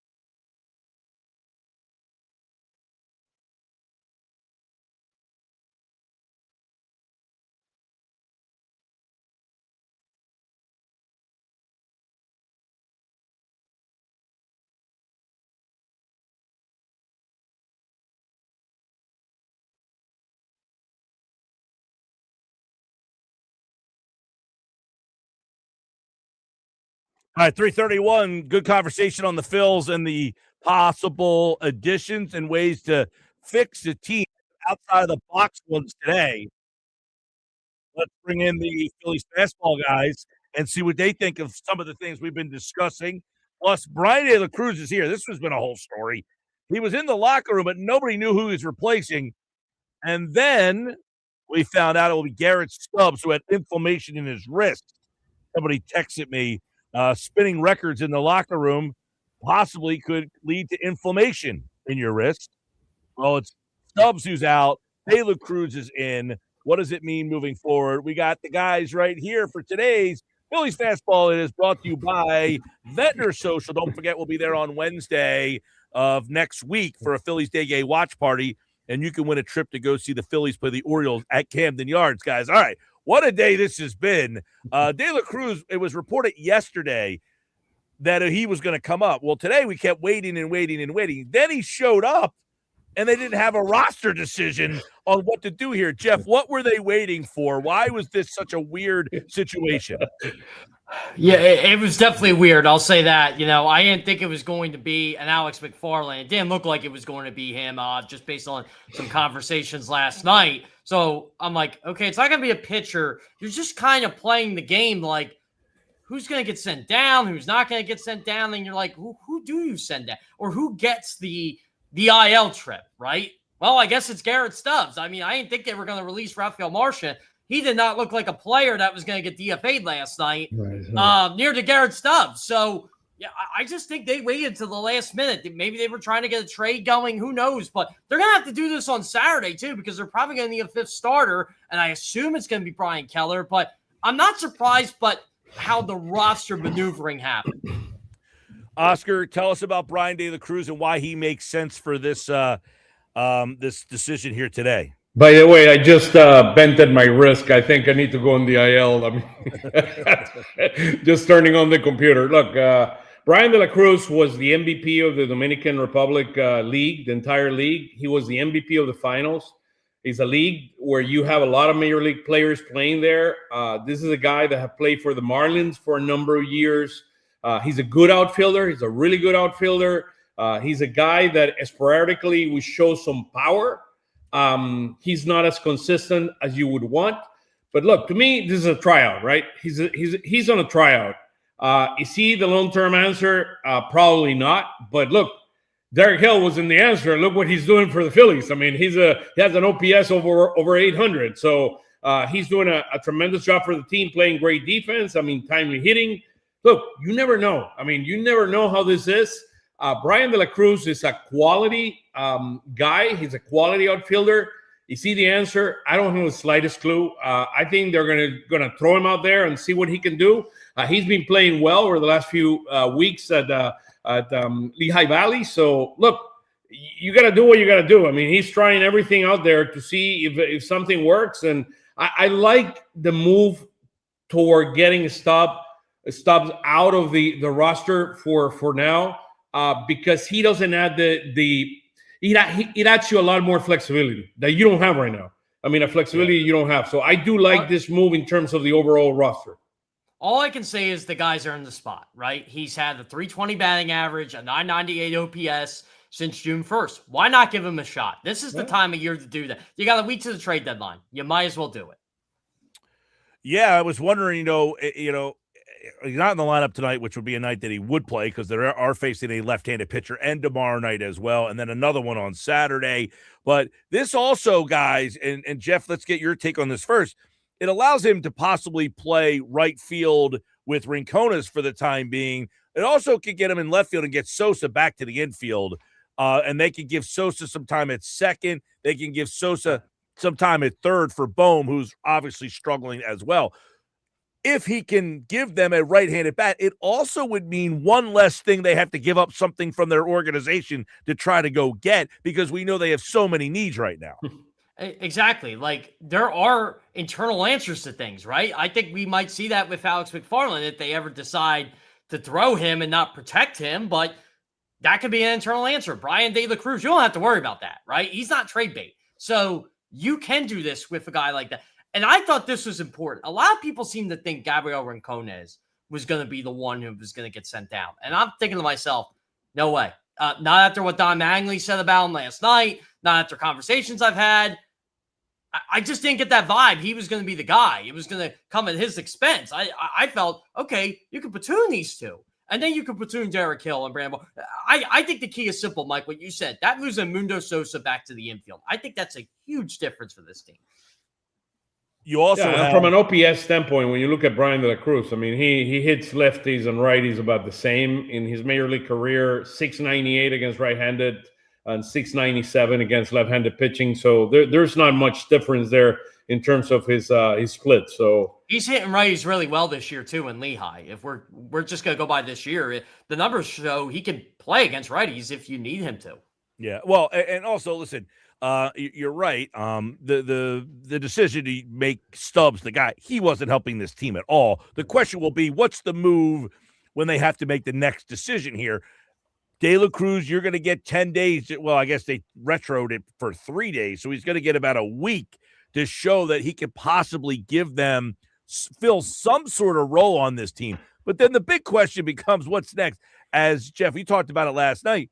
They didn't go to Alex McFarland up 10-4 in the game. They went to Chase Sugar. That was a perfect spot to say, hey, kid, it's a 6-run game. Let's see what you got. And they didn't go to him. Yeah, and look, I was looking at the middle of the lineup, right? I'm like, okay, he's going to face Mookie Betts, probably going to face Freddie Freeman in that inning. And do you want him to go through that? Well, he's going to have to do that at some point. I'm like, you know what?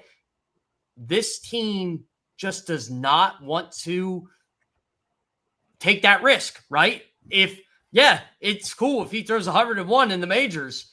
That's awesome. But what if he does what Chase Sugar did? All of a sudden, that value that they can use as, this is a 25-year-old reliever that throws really hard, that's off the table now. I don't like it. At some point, though, he's got to go out there.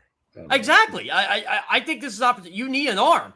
And tonight, he might pitch, right? I think Johan Duran's available. I didn't get to hear all Don Mattingly's presser today, but I'm pretty sure Johan Duran's available. He only threw 3 pitches last night. Yeah. But look, if, say, Wheeler goes deep, I don't know if McFarland's going to be available, but if Wheeler can only go 5 tonight, you might not have a choice. Yeah. I mean, as long as Trea Turner does not commit another error, I think we got a chance. I mean, it's like that's... See, you're focused on the negative, and I'm focused on the positive. No, I mean, we got a lot of people. By the way, Miles is watching. He said, "Didn't Trea Turner play center field in Washington?" We got J Foxy 5 says, "Would you guys switch Stott and Turner in the field?" I think that's the move. I think that's the move. Switching Stott and Turner. We got another one that says Stott to short, trade for a rise, Turner in the outfield. So while, yes, Oscar, you were looking at a negative, it appears that the fans are saying, I've had enough of Turner playing shortstop. I think we've all had enough of Turner playing short, but I think for 2026. So you like this one here. What's the answer? I like that. I think that is the quick fix. But they're not going to do that. They're not going to do that. I mean, that's the reality. I mean, Trea Turner has 15 errors this year. The most he's had, of course, it was with the Phillies in 2023. Prior to that, I mean, this guy, the average in terms of errors were 11, 9, 10 errors per season. I mean, he has 15 already. I mean, in 96 he should have had more last night. Let's be real. He should have had 2 more. Absolutely. 3 or 4. I mean, he could have even 4 errors yesterday. So, look, the reality is we have an issue. Trea Turner makes $30 million. It is unacceptable, his defense this year. He needs to figure it out. I don't know if he needs to stay overnight and get grumble. Let me ask you this question. Let me ask both you guys this question. They say you can't do it in the middle of the year. Trea Turner's played center field. They threw Mundo Sosa in the outfield with no reps. They could do it. They could do it. I just don't think they're going to do it. That's right. I mean, the question is, what is going to be if you make that move? Who's going to be playing shortstop? Well, I think that's a fair question. I think that's a fair question. You're moving around everything at that point. That's one thing. And then the second question is, if you move him to the outfield, he could be so worried about playing the outfield and not getting, a line drive to the right or to the left of him that it could impact his hitting. So right now, at least he's showing his bat is beginning to wake up, which is huge news for the Phillies, by the way. Yeah. Huge news. That's what I wrote about last night, right? And, Oscar's heard me say this a bunch of times. This guy did not get paid $300 million to play defense. He got paid $300 million to do what he did last night and to do what he's doing the past month. And and Oscar's right. This is huge. This is the right-handed bat you're seeking. Trea Turner coming back. I don't think anybody has harped on Trea Turner as much as us three that have this year over the first 3 months of the season. If his bat comes around, I guess the question is, can you live with his defense? You're going to have to. Hey, Jeff, he got paid $30 million to play defense, to run, to catch balls, to be Superman out there, and he's not even close. But you know my point. Like, do you think he's getting paid that much if he's a really good defensive player? Probably not. No, absolutely not. Absolutely not. I mean, his speed, his athleticism. Look, guys, I threw this out there the other day, and I would consider it seriously. Francisco Lindor for Trea Turner. They have similar years left. I mean, to me, that is a fair thing to think about. I mean, Lindor is probably a more complete hitter. He gets more on base with base on balls. He's making the same mistakes the other guy's making. Yeah, the only thing you worry about Lindor is just how's he a fit in the clubhouse. That's really it. Yeah. It's an interesting debate to think about, and I do believe he's a much clutch hitter than Trea Turner. I agree with everything you're saying. Yeah, one thing I like about Lindor is I feel like in the biggest moment, he comes up big. If he's 0 for 5 he does. with 5 strikeouts, his 6th at bat, he hits one over the fence or does something big. I want to ask you guys this question. It's funny you guys we're pointing out Trea, right? I said this too last night. They don't win that game without Trea Turner, but that game isn't close without Trea Turner either. Absolutely. Look, last night was the Trea Turner roller coaster, if we ever saw one. He admitted that. Up, down, up, down. Sure. We talked about this earlier today. Now, ESPN.com put out a list of the 100, most tradable guys. They had 10 best fits for the Phillies. Right now. Okay. Oscar, 3 players that they listed as best fits for the Phillies were catchers. I mean, what's going on here? I mean, I know that the team probably was looking at Jeffers, the guy from Minnesota before. I don't think he's even in that list. But Goodman, I mean, come on, guys. Hunter Goodman, Ryan Langoliers, and Adley Rutschman. Those were the 3. All 3 guys would be a tremendous offensive. Goodman would be 30 homers in the middle of their lineup. I get it. I mean, who are you going to trade for them, number one? And what are you going to do with the Realmuto contract? Would you trade? Would you trade Painter? No, I wouldn't. I wouldn't. I mean, Painter, to me, you have to look. You would do a disservice if you trade Painter right now, in my opinion. I mean, unless it is Broxton or somebody like that could change this entire lineup. I guess my question would be, if Dombrowski for 3 or 4 years has looked for a right-handed bat and he can't find one, does he have to do something outside the box and say, look, I tried to find a bat. The only bat I could get happens to hit 30 home runs, but he catches. I'm sorry. Do you trade guys on the major league roster to maybe do this? Look, there's a guy. I'm just wondering. Well, we all know Colorado needs pitching. Yes. I mean, they need everything. I mean, exactly right. Well, yeah, they need everything. You got a 26-year-old. Now, Goodman has played a little bit of first base. He has played even smaller amount of outfield. I don't know that you want to look at him and say, hey, you're going to go play right field or you're going to play first base and send Harper out to the other. But if you can get a guy that hits 30 home runs, do you at least make that call? Let me make you a point here, guys. The catching position is more a defensive position than a hitting position. If you are going to trade, let's say you bring Goodman or Langolier, great guys, they're going to hit, right? What's going to happen to our starting staff, which is the core team? Let me put it this way. This team is 42-14, 43-14 when Wheeler, when Sanchez, and when Luzardo pitches. A core part of that is having Realmuto behind the plate. If you bring a new catcher, you don't know what's going to happen. I mean, the level of communication, the level of preparation of this guy. I mean, Goodman is not a good catcher. I mean, look at his profile. He's not a good catcher. Right. Listen, it's like Cal Raleigh. He's not a good catcher. And by the way, he's not hitting this year. Let me throw you a name. Spencer Steers. Spencer Steers is a guy that can play third base, left field, and right field. I told you about lineup flexibility. To me, is huge. This guy is a young guy. This guy could be a really good player for a long time. He could be your third baseman next year if you need a third baseman. Think of that name, Spencer Steers. I really, really like that name. I'm going to say this too. The Phillies had a couple scouts in San Francisco last night, and they were looking at a couple players out there. So Elliot Ramos and there were some one of Giants the names that has been reported. Yeah, and there have been some Giant scouts in Reading over the last couple nights. So, all right. I mean, look, Elliot. I mean, Elliot is a great guy. I mean, this guy is a good player. He's a good young hitter. How much better than Brian De La Cruz is he? I mean, has he proven over his career? I mean, than Brian De La Cruz. I don't know. I mean, that's why Brian De La Cruz is getting the shot. Oh, by the way, Brian De La Cruz has been a productive major league player before. Yeah. Last thing before we get out of here, you got Wheeler tonight and the team with Wheeler on the mound, 13-2 this season when he starts. 6 straight wins, 10 strikeouts or more in 3 straight starts. He's got to go up against Robleski tonight, who has 7 innings in 3 straight starts, which is the longest of his career. Take the under tonight, right? Yeah, the under and put it in the bank, Mike. Hey, Zach Wheeler. Zach Wheeler is on a mission. He's on a mission. I'm gonna get riled up. An all-star versus who should have been an all-star. So Zach Wheeler is on a mission tonight. Kerr, real quick, Painter's pitching tonight, correct? He is pitching tonight. This will be his first time pitching since July 10th. All right, we expect a full report from you tomorrow. There'll be one. That's probably the game I'll be watching tonight, if we're being honest. Well, I think the Phillies game is going to be delayed, okay? So you'll be able to focus on Lehigh Valley and then flip back over to the Phillies.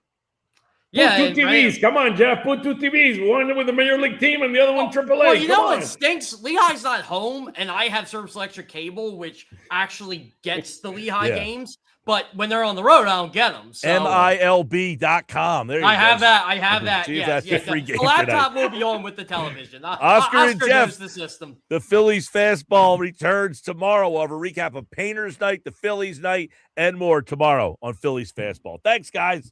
Go Phils. All right, there's Jeff and Oscar for today's Phillies Fastball, and we will get ready to wrap up the show coming up next.